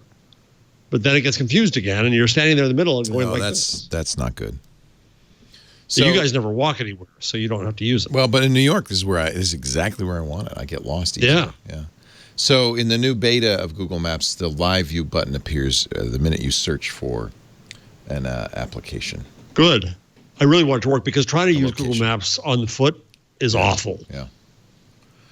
Yeah. Speaking of misleading fake news, Google updates its Discover feed to let you flag misleading articles. That's a good thing. Mm-hmm. I find myself often deleting sources from the Google News suggestions. For some reason, they would like to give me crappy stuff. It's such a weird thing. Yeah, it's just algorithmic. It's the problem with algorithms. I know. Well, because I ever looked, now I get absolutely there's a huge series of things written about frequent flyer. Right. Not that I am anymore. Yeah, the points guy stuff. Yeah. Yeah, the points guy. So I get every one of those. Well, okay, get this. I must have searched for sourdough because for some reason, almost every day I got an article about sourdough bread. There's news in sourdough? Yes. Actually, there was an article in the Washington Post today. I went to bread camp to take my sourdough loaves to the next level. Here's what I learned. Did you know about the sourdough library? No, but that's a great idea. I just started a sourdough starter this morning. Search for Puratos, PURATOS.com. We're very famous, of course, just down the road a piece in San Francisco. Boudin has had its starter for its sourdough loaves for 150 years since the gold miners came here. You need to do this. Yeah, there it is. Purato. So go to the. What do? They have a library of. That's, by the way, exactly what my starter looks like. I even have that jar. Maybe it's easy. Search for sourdough library. You'll go right to the page. I don't know where it is here. I'm there, but I don't know. / next generation. So I don't understand. No. There's a library. Search. Go, do what I say. Now, I'm not doing it. It's not me. It's Kevin. Search Kevin. Search for Sourdough Library. It'll take you right to that page. Sorry. So I started a sourdough. This is why Karsten hates me. Starter in January of this year, Stacey. And it is so luscious and tangy. And so there's the sourdough I library. feed it every day. You know what? I put a little rye in it at one point to really get it zinged up. Apparently rye flour makes a good kind of feed for your starter. Okay. It's so good. Oh, it makes how often do you bake bread? Well, more often than I should. I actually put it in the freezer. Good. I put it in the freezer last week because I said I can't. Normally I bake it once a week. Thursday's my bread baking day. Oh, click on the guy. Click on the guy. Is this the curator of the sourdough library? This is the sourdough library. Every one of those is a different sourdough. That's a lot of refrigerator space to dedicate to. Those of you who do not have the chance to visit us for real, we have now turned the library into a virtual place. So please enter, take a look around. There's and geeks of everything about the fantastic world of sourdough. Can you buy the starters? That would be cool. So the whole thing about sourdough is it's getting its yeast. Jesus Christ, where's this guy? It's getting its yeast from the air, and there's different yeasts in the air. Right. So they actually talk about the terroir of sourdough, just as they would with wine. We're in the wine country up here, so I think we have a very nice sourdough. You know, I should ship you some of mine, and you could ship me some of yours. Well, I literally just started mine. We're actually using it as a science project. Oh, I mean, I'm happy to ship you some, but we made 2 recipes. One, the New York Times sourdough starter recipe that involves pineapple juice, and the other is just flour and water. Basically, it's flour and water for me, and you just leave it out a little bit because it's going to get it from the air, and it develops over time. You have to feed it, and it tastes so good, and it's unique. You know, that's why you have to have a library because it's different. Everybody has a different flavor. I just really like. So when you take a jar like the sourdough library has there, how much do you actually use of it each time? 250 grams in the recipe I use. And it replicates on its own, or how do you? Yeah, because every time you feed it gets bigger. You actually end up throwing out a lot of it because it grows. I actually, you know what I just did, Stacey? I had it in these jars, these mason jars with the lid, and I actually labeled it. I even gave it a name. I called it Liz. Because I made one called Bernie and one called Liz. I should have made one called Joe. I blew it. But anyway, do you know those? I love these Crocs with French mustard in them, the grain mustard, moutarde de Meaux. And they used to have cork caps. Now they make red plastic caps. But I thought I had one. That's a good sourdough holder. A crock of starter. A crock of starter. So that's where my starter is now. It's anyway, I've given it to friends. It's a wonderful gift. Here's some sour fermenting dough. Enjoy. I guarantee you, like half of them throw it away, and the other half, like 2 years after they throw it away, they're like, "Oh, I wish I had kept that." Yeah, because that would have been 2 years old now. And you can freeze it. You don't have to keep it alive and feed it. It'll freeze perfectly well. Have you read Robin Sloan? It wasn't his best book, but have you read Sourdough by Robin Sloan? No. He's the guy who wrote Mr. Penumbra's 24-hour bookstore. Oh, cool. Yes. And the book on sourdough it's about robots and making sourdough bread, and it's delightful. So Parado is a Sicilian winemaker. And so the bread starter is a sideline. But they say in the wine country, that's where you get the best starters because of the grapes. Just saying. Boy, we really are. We're just wandering all over the place. I feel like we haven't talked about anything from Google. I'm doing the change. Are we done? We're in the middle of the change. I'm sorry. We're in the middle of Google land. Yeah, Google Translate. We're on Google Island. Real time. We're on Google Island. Gains real time transcribe mode on Android. I love this feature. Ooh. Love it. And now it's in Translate, so that means you could transcribe a language you don't know.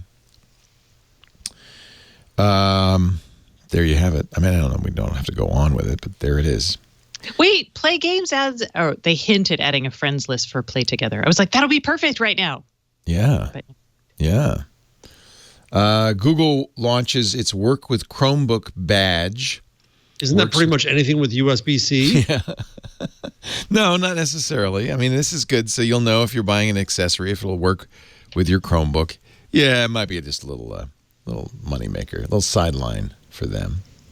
Oh, you were talking about this Google Play Games hints at adding a friends list for a new Play Together feature. You know, that was one of the things we talked about yesterday on iOS Today, since a lot of us, pickleball's one thing, but a lot of us like to get together with friends and play board games and things. And there's a program called House Party, which runs on iOS and Android. Have you ever played, I know, Stacey, you've played Heads Up. Have you played that game? The game where you have the headband?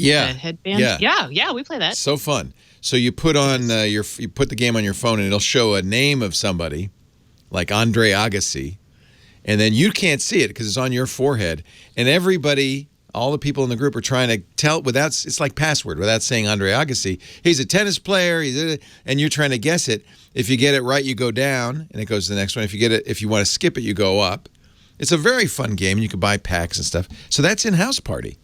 So you can play if you and your daughter are stuck and you want to play with her friends. Here we are playing House Party on iOS Today. That's Micah and his friend Elizabeth. Isn't that cute? I think it's a better way to play Heads Up. I think they have some other games in there too.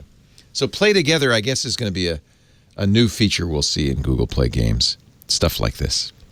I like it. Isn't that cool? Because I was thinking how I wanted like a chat roulette for games, right? During this time of sadness. So like, imagine if you could just like click through and maybe you're in the middle of a bingo game and you can join in, or charades, or whatever that game is where you stick everybody famous in a bowl. And exactly. So I was like, oh, I need that. I'm just saying, this is we're all stuck inside, quarantining ourselves. This would be fun. You could play House Party with friends and kind of get some sort of. I'd like to see more. There's some really fun card games with special decks. There's Carcassonne and the other new style board games. There's so much fun. I'd love to see more of that. Right. It's hard to do some of that though with. Online. Yeah. Yeah. We were trying to think about playing like Carcassonne, or we were trying to figure out bridge. It doesn't work. Oh, that's too bad because you're too young for bridge. I'm too young for bridge. Stacey's an old soul in a young body. I thought it'd be a good time to learn bridge, and then I realized it would not. Why? Because it's actually a good game. My in-laws play bridge, and they tried to teach me. It's actually not a bad game. My poor parents tried a million times. I can't. That and cricket, I cannot get my head around. I just can't. They're both pretty complicated. Yeah. Cricket with the wickets? With the wickets. Cricket. Or no, cricket with not croquet. Cricket with a bat in the English and the the fake Australian baseball game. Right. Yeah. I don't know. It goes on 5 years each game. Yeah. You know who's a huge cricket fan? Sundar Pichai. Well, yeah. Oh, he loves the cricket. Google Hangouts. There's now. I know we're not supposed to use Hangouts. I'm a Google Fi subscriber. It's the only messaging application I can use that runs everywhere. I love Google Hangouts. They haven't updated it. They're now removing stuff. Bit by bit, they're going to take this thing apart. They're going to tear off little pieces. Here's Ron Amadio's article. They're now taking out that really handy feature, send my location. No!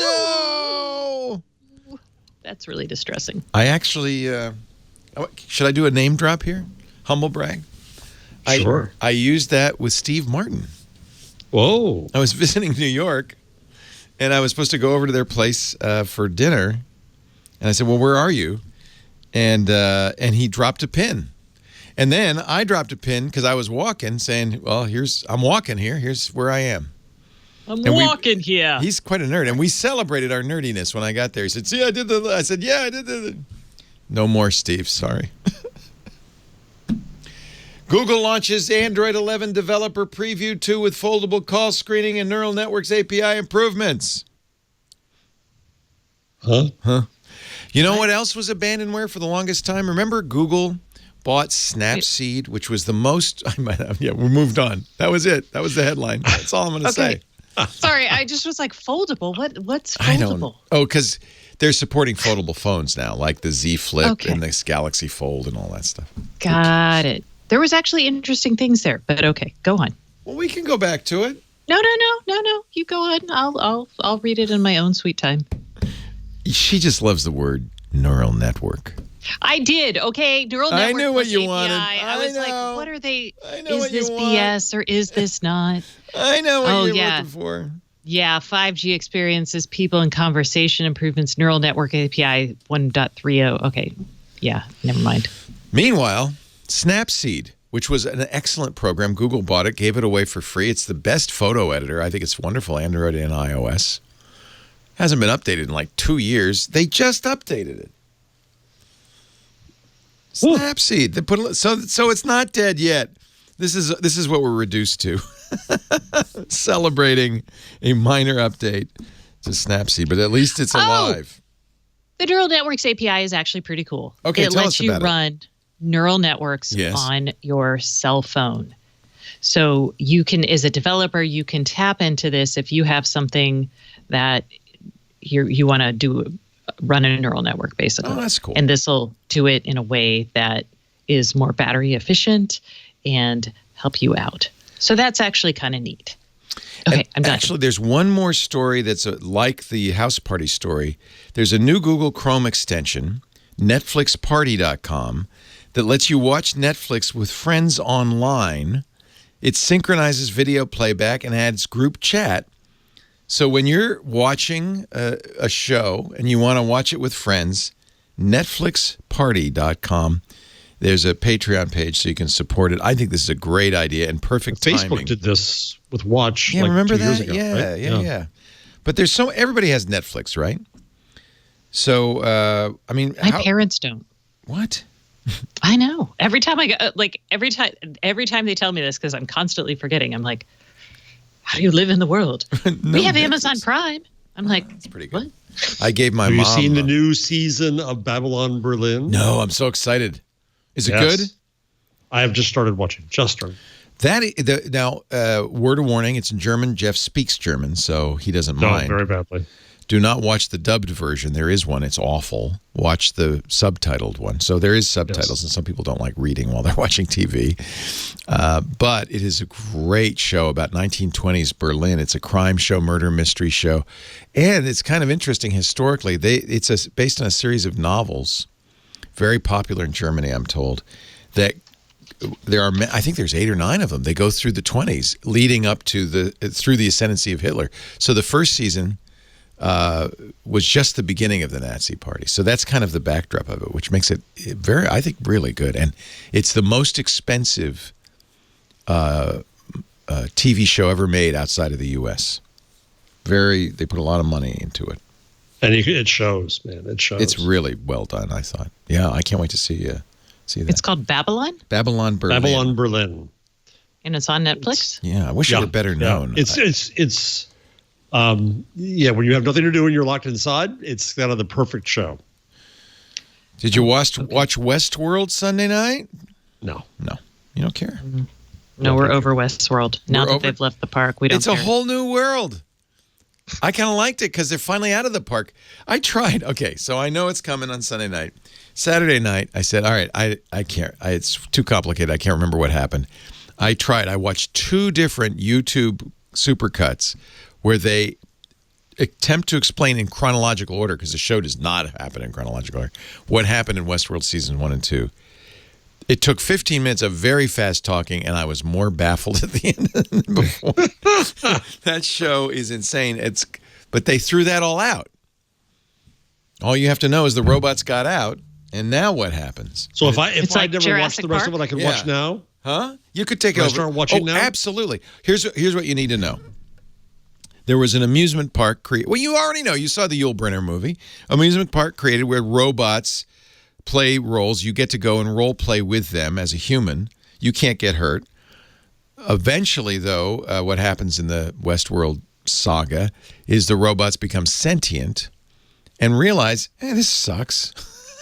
They keep killing us, and we can't kill them. They rise up. They kill everybody, all the humans, and one of them escapes with the personality balls of 5 more, because it's all in a little globe in the back of their head. And now she's wreaking havoc and it's the distant future. It's like a couple hundred years in the future, but it's cool. And it's a I think it's pretty good. At least I only saw one episode. It's pretty good. It's nothing like the first 2 episodes, which were impossible to follow. And I like Jonathan Nolan, but all right. And that is your Google changelog. Plus a lot of stuff having nothing to do with Google. Because that's us. Because we don't care. We have nowhere to go. It's the new Changelog Plus. All right, she's got dinner or something. She has the meatballs to go to. You got meatballs. Let me. There's actually a bunch of good news I'm going to run through. Shall I? Real quickly. Let's talk about Google. Or good news. I'm sorry. Particular Google story or this one is not, but it's really cool. The Uncensored Library. So Reporters Without Borders did something kind of amazing. Of course, as you know, journalism is censored in many countries all around the world. They created a Minecraft level. By the way, it is gorgeous. It is. 12.5 million Minecraft bricks. It's called the Uncensored Library. You can wander around. You can put it on your own server if you want. And the reason they did this is the countries that block journalism and Facebook and Twitter and all that don't block Minecraft. Why would anybody block Minecraft? They will now. It's good. So you can go in there and read censored books, read censored news, because it's in the library, including a whole section about Khashoggi, which, of course, I'm sure you can't read anything about Khashoggi in Saudi Arabia. Jamal Khashoggi, the murdered Saudi Arabian journalist. There is a whole Khashoggi tribute in there. There's also stuff from an Egyptian news site that reports on corruption and has been blocked in Egypt for 3 years. There's stories from a blocked Russian site that reports on protests and activism. What a good idea. And I actually downloaded it because I have a Minecraft server and I want to put it on there. But you can log in. There's a links in the various articles. And all you have to do is have the Java Bedrock version of Minecraft, and you can go into the server and read. And I think that's brilliant. I think it's brilliant. That's good news. Here's some more good news. The Turing Prize has been awarded. A $1 million, it's kind of the Nobel Prize of Computing. $1 million prize. Oh, Times wants me to log in. I'm a member. You always forget me, New York Times. You always forget me. They are forgetful at times. Let me log in real quickly. They're not as bad as the Wall Street Journal or Wired. Good Lord. Wired I just stopped subscribing to them. I know. I know. You're just making it too hard. I actually gave you money and that's not your password. It's so annoying. Anyway, Ed Catmull and Pat Hanrahan, who worked at Pixar and created amazing stuff, including Render Man, all the stuff that Pixar uses to create computer graphics for movies. $1 million Turing Prize. It is the most. It's not about the money. I'm sure Ed doesn't need the money, but it's really about the acknowledgement of their contribution. The Turing Award, the Nobel Prize of Computing, from the Association of Computing Machinery.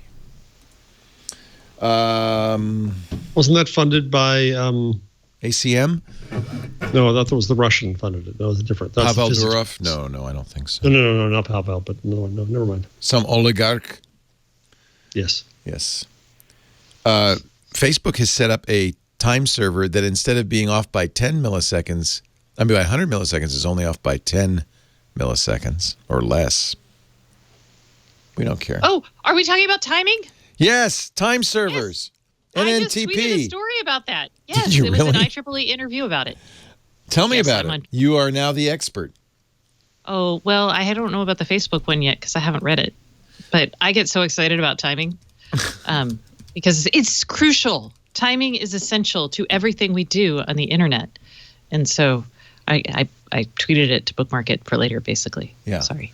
Yeah, so apparently it's a super precise You know, NNTP is the network time protocol. You probably are syncing to it with your computer. That's pretty typically what happens.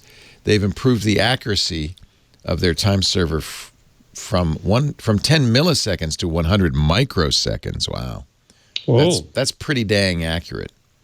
And so, yeah, my friend from my editor at IEEE Spectrum, where I write, she sent me the article on Judah Levine, yeah, who invented NTP, because I said I like this. Oh, that's neat. So here's a story. I'll throw this in the chat room for super nerds. The big challenge, of course, I don't care if my computer's 10 milliseconds off. The big challenge, though, is because of latency, getting that accurate. To get it down to 100 microseconds, I don't know how they do it. Yeah, well, timing is so important all across the internet. Think about all of their databases that are trying to get synced. Think about things like geolocation, tracking satellites. And as we put more devices on the internet and start collecting data for them, especially devices that are moving, we're going to have a much better sense of timing. And it's super nerdy, but if it gets off track, everything goes to hell. Bad things happen. Anyway. I have to allow this in my Facebook container on Firefox. Firefox won't let me go to time.facebook.com, but you can. I dropped a link in for the thing on NTP's founder, and then the link in the IEEE for the Facebook new timing service. I said NNTP, which I think is the news group's server. It's NTP. Right. Oh, NTP. NTP. I said it wrong. I'm sorry. Right. I heard you say NTP. Yeah, I just said, I stuttered. Oh, and look, we have a Floss Weekly all about NTP. If you really want to get geeky. NTP, we need it. It's actually had a problem with the Surfer software that allowed, as I remember, amplification effects attacks was a problem. I'm sure they fixed that by now. T-Mobile is getting emergency access to Dish's 600 megahertz spectrum. This was something they gave up as part of the merger with Sprint, but in our current crisis, they're going to get it back. Hey, that's good spectrum right there. That's the good stuff. That's the good stuff. T-Mobile calls it 5G. I mean, technically it is, right? If they're deploying the GSMA, they are. GSMA 5G standard. Yeah, technically they are. Over that spectrum, that's fine. It's just not that fast, but it's good. Tubi. Do you watch Tubi? Every time I talk about cord cutting, and I always get emails from people who say, Leo, you say cord cutting isn't a good idea. I don't. I love cord cutting, but I say mostly it's just giving you the satisfaction of sticking it to the man. You probably aren't going to save any money because by the time you buy the bandwidth and Netflix and Amazon Prime and YouTube TV or whatever, you're going to end up spending the same amount you would spend with a cable company. But he says, my correspondent, but Leo, don't you know about Tubi? TUBI. It's a streaming over-the-top ad-supported service that's free. 20,000 movies and shows you don't want to watch, but it's free, and there's ads in it you don't want to watch, but it's free. 25 million users right now. Fox does not 21st Century Fox, which Disney bought. Fox doesn't have a streaming platform. So they just bought Tubi for $440 million. So there. Lachlan Murdoch said, importantly, coupled with the combined power of Fox's existing networks, you know what they are. Tell me they're not going to have a news network part of it. I'm guessing they are. Provides a substantial base from which we will drive long-term growth in the direct-to-consumer arena. It's challenging, Fox, MSNBC, and CNN have a problem because they need the cable companies, right?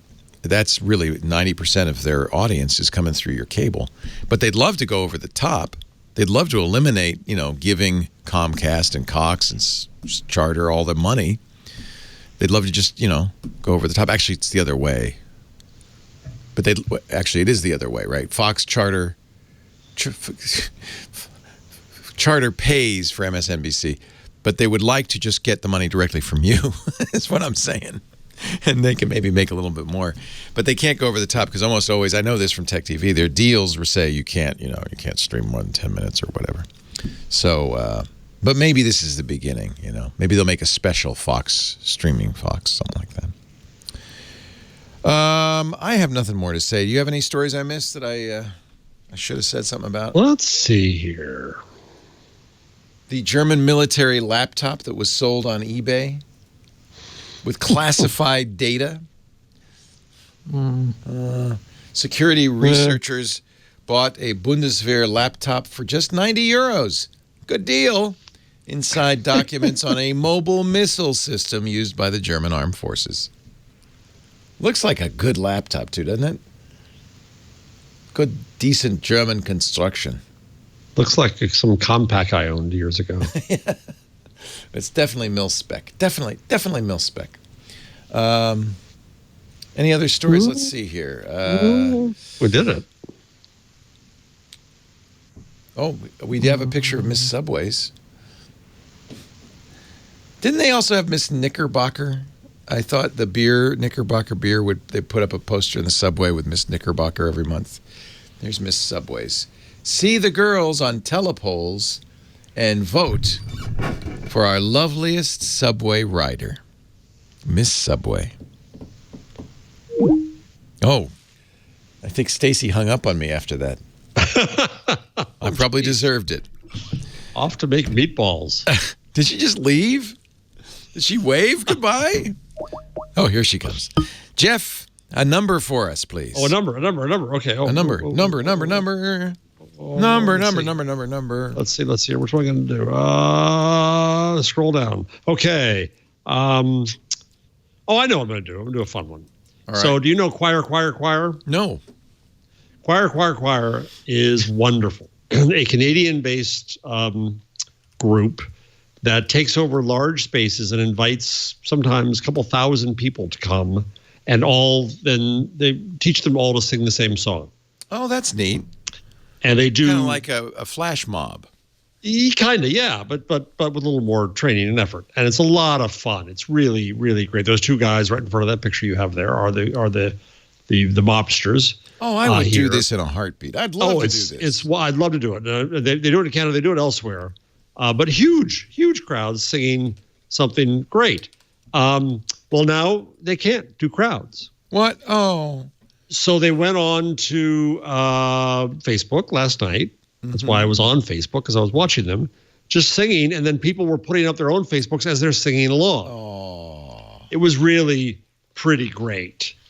And there was their distant sing-along. I can't play any of these videos, unfortunately. I know, it's killing me. So it's not a good number to do. But choir is choir times 3. That's why I figured it was a number.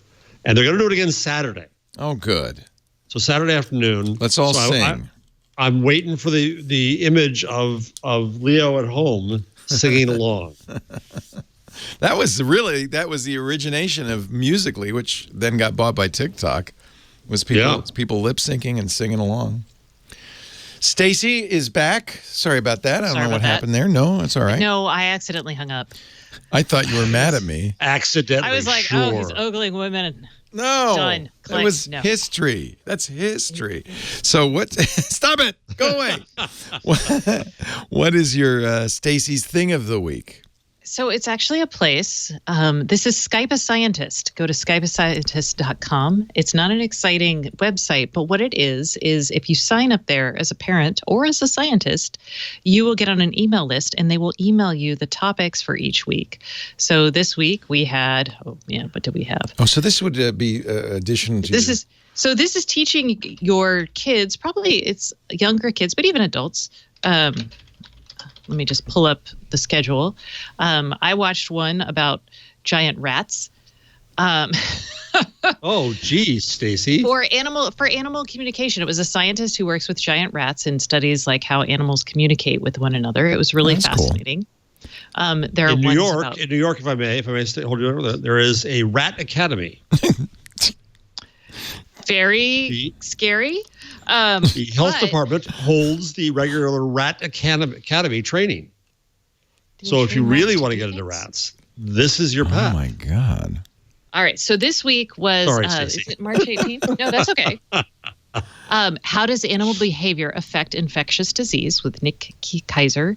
He studies behavioral disease ecology. So, and then there's March 19th, which is tomorrow at noon Eastern. There's a paleontologist who's going to talk about fossils. Fun. Some of the other ones are ants, zookeeping, poop, corvids, bats. Chuck Wendig is hosting a book club. There's a book club on science. The moon. Oh, so you can sign up if you're a scientist to do a session. But if your kids are home from school, they can participate via Skype if you sign up for this, which why wouldn't you? You may not do every one, but it's kind of fun. I love that. And so it's a big group and then the scientist presents? Yeah, the scientist presents.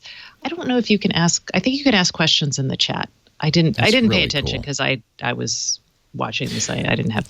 Again, this would be so much harder if we didn't have the internet. And honestly, this is an opportunity at this point to take some time and learn something or just to broaden your horizons. Karsten had a pick. I'm going to give him a pick of the week because he's stuck at home. It's one I completely agree with. Harvard's world-famous Introduction to Computing class, CS50, is online for free. In fact, I've been desperately, I actually signed up for it. I've taken a few of it. It's really, really, really, really good. And I've actually been trying to get Michael and his buddies to do this because they have some interest in this. You can get AP credit if you're a high schooler. You could also, I guess, take it for a certificate at EDX, which is where it is, edx.org, which is, by the way, a great place, created by Harvard and MIT for online education. They do a really good job. And this is videos of the CS50 courses, but it's also worksheets, problem sets, and stuff. So it's not, passive. You can really get involved. I enjoyed it a lot. I thought these guys are really good instructors. It moves fast. Remember, Harvard kids are smarter than us Yale kids, so it moves pretty darn fast. But if you can keep up, I think it's really worthwhile. I think if I wanted to do it as kind of the syllabus for, and I would take some time then to talk with them and do problems and help them along. So if you wanted to teach some kids, this is a really good way to do it, or learn for yourself CS50, and do check out everything at EDX. They have some great classes, including the best programming course, How to Code, which is a really fabulous course.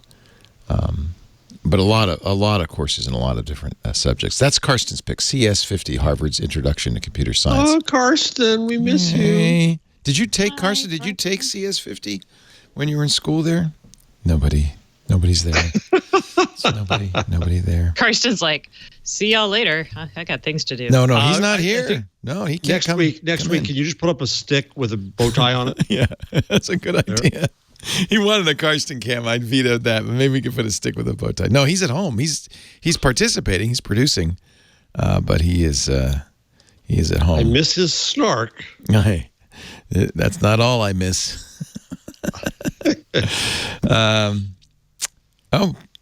And then I had a pick, which I just heard about. I'm not yet doing it, but I'm curious about it. Around.co, quick, high-impact video calls for a new era of work.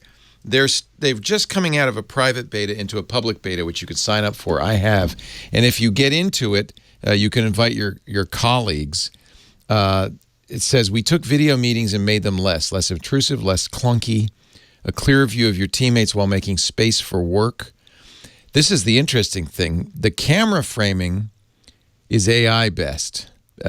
So you don't have to worry about your background. It finds your face as you move, crops out clutter, and other background distractions. So you don't have to worry about laundry or your bed unmade.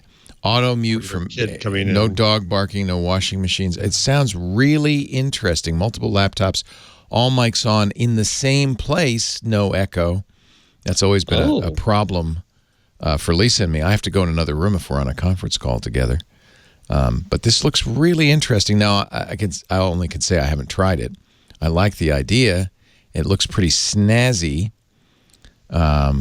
It is around.co, and I have signed up. And look, you get a little round dot with nothing else around there, which means there's we're looking for. We now Google has been very generous with the features added for Hangouts. Right, but it's kind of a stodgy old interface. Yeah, so we're a lot of push the faculty to go to Zoom. And also a stodgy interface, although maybe a little bit better. Zoom on my phone, I really actually enjoy because it's got the driving mode you can move over to, and then it's very easy to mute yourself. Most of our conferences now are Zoom, but this looks good. See, you become a little round circle ahead, so that you can still get work done. You know, it's really it looks more like the kind of thing we all need right now, which is ability for a team to work together even if they aren't physically together. Got it. I'm surprised. Now, is there much? Yeah, how much video is there with Slack? None.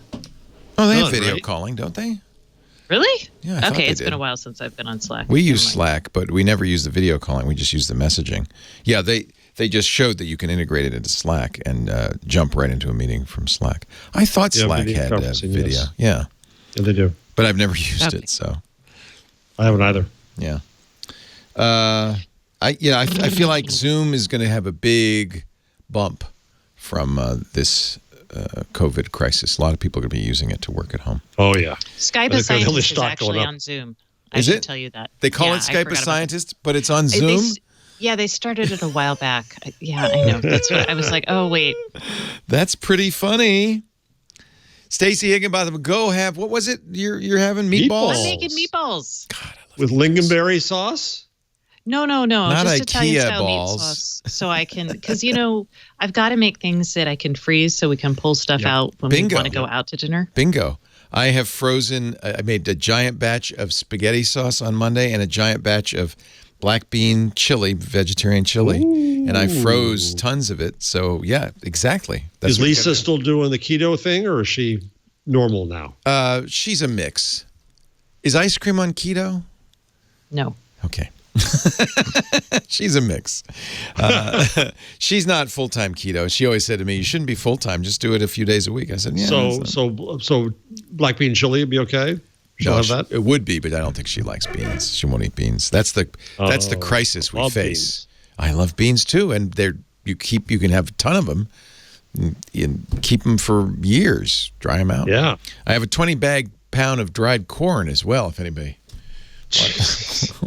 From your back 40? I was gonna make. I got an idea. Must have been the middle of the night. I was probably looking at Instagram to make my own tortillas. So I ordered a 20-pound bag of corn and a tortilla press. I've never done either. You had the what was it? Not the Petomatic. What was it called? The Thermomix. Roadie-matic. Oh, the Roadie-matic. Yeah, Colleen's got that. No, those weren't very good. They tasted kind of mechanical. Really? You know what my goal is I got to learn how to use this Thermomix. I'm completely intimidated by it. Sign up for the intro course. It comes with the $1,500 purchase price. I should. Also, if you get bored and don't want it, right here. I guess. I know somebody will take it. Take it off your hands. Somebody emailed me, said it's been all the rage in Switzerland for 5 or 6 years. I use it every day, sometimes twice a day, and I thought I gotta figure this out. Again, you know what? Here's your deal. You got 2 months. You got through the quarantine to use this thing, and if you don't, Leo, I will this week. You got to pass it along. I'm gonna. That's good. That's a good threat. Yeah. Yeah, because I'm really going to show up at your and door. take my Thermomix, please. It's time to take the Thermomix. So are you guys going to the grocery store? We did. Well, you kind of have to. I mean, we did a big shop last week. Lisa did it on Sunday, or maybe it was Monday, because she doesn't want me to go to the store. And then I guess we'll have to at some point, right? Yeah. You can get it delivered. We have to keep going. I mean, some of the stores, Best Buy is actually doing delivery to the car, but also later they're going to start allowing only 10 to 15 people in at a time. Well, we're going to be on full shutdown. They'll be gone. Well, you got to buy food. No, you got to buy headsets. Everybody in my house needs a headset now that everybody's working from home. Is considered essential. Yes, because your poor doggy. Doggo's got to eat. Got to eat. Dogs got to eat. Dispensaries in California are essential. Here's the question. Would you do drive-through Starbucks or no? No. Steve Gibson swears he got it from a Starbucks lid. Okay, well that's just... He doesn't know. Yeah, you're going to have to make your own coffee, Jeff. I have switched to chai. chai. I'm touching my face again. It's okay. You're in a sterile environment. Touch away. Me and my Cheez-Its are sterile. Thank you, Stacey. Stacey on IoT.com. Don't forget the IoT podcast. She's at GigaStacey on Twitter. I'm glad, for one, that you are stuck at home and you can't go on those conferences and those speaking tours. And so you're here. You're with us. with us. I'm so glad. Oh, that is true. I'm so glad. Well, today is such a nice day. I'm going to tell you, I'm going to take a coronavirus break. Good. Because Wednesday is the day my daughter doesn't have classes. So one day in the month of April, I'm going to be gone just because. Yeah. Where will you go, though? The woods? Yeah. Yeah. Where else can you go? The Olympic Peninsula is an hour and a half away. Oh, yeah. Just walk around. Yeah. Nature is the best thing for us all right now. Just a reminder that nature is eternal. So, Leo, if you're on huddled in place or whatever it's called. Shelter in place. Are you going to get stopped by the cops from going home? Well, there's been some conversation about that. They say they're not going to do that. They haven't done it yet. Broadcasting is an essential industry, by the way, so we're protected. So I could just say, yeah, I was doing my show. I'm in media. I'm okay, man. No, and I think that's reasonable because we still need information. Yeah, I do. All right. Thank you, Jeff Jarvis, Professor Jarvis, who's got the time off in his I'm bookline working. study. So you're teaching classes from there? Well, I'm doing whatever I do. Yeah. No one knows what I do. No, yeah. That's the best kind of professor. Classes, Jeff? Yeah, he does. Yeah. Do you research? Do you do content analysis? Are you kidding? He's the Leonard Town Professor for Journalistic Information at the Craig Moormark Graduate School of Journalism at the University of New York, and the director of the Town Knight Center for Entrepreneurial Journalism at Craig Newmark Graduate School of Journalism at the University of New York. And he's at buzzmachine.com at Jeff Jarvis on the Twitter. Thank you, Jeff. Thank you. Thank you, Stacey. Thank you all for watching. Thank you, Kevin, being out here working to make it as possible. Thank you very much. Taking Jammer B for getting it all his life in his hands. Fixed up. Yeah. Thanks to all of you for watching, too, boy. We're glad you're still there. I was a little afraid because people listen on their commute, right? And I was a little afraid people would forget about us. So I'm glad you're listening at home. Please don't. Yeah, don't forget about us. We do this show every Wednesday, 1:30 p.m. Pacific. That's 4:30 p.m. Eastern Time. That's 20:30 UTC. You can watch us do it live or listen live at twit.tv/live.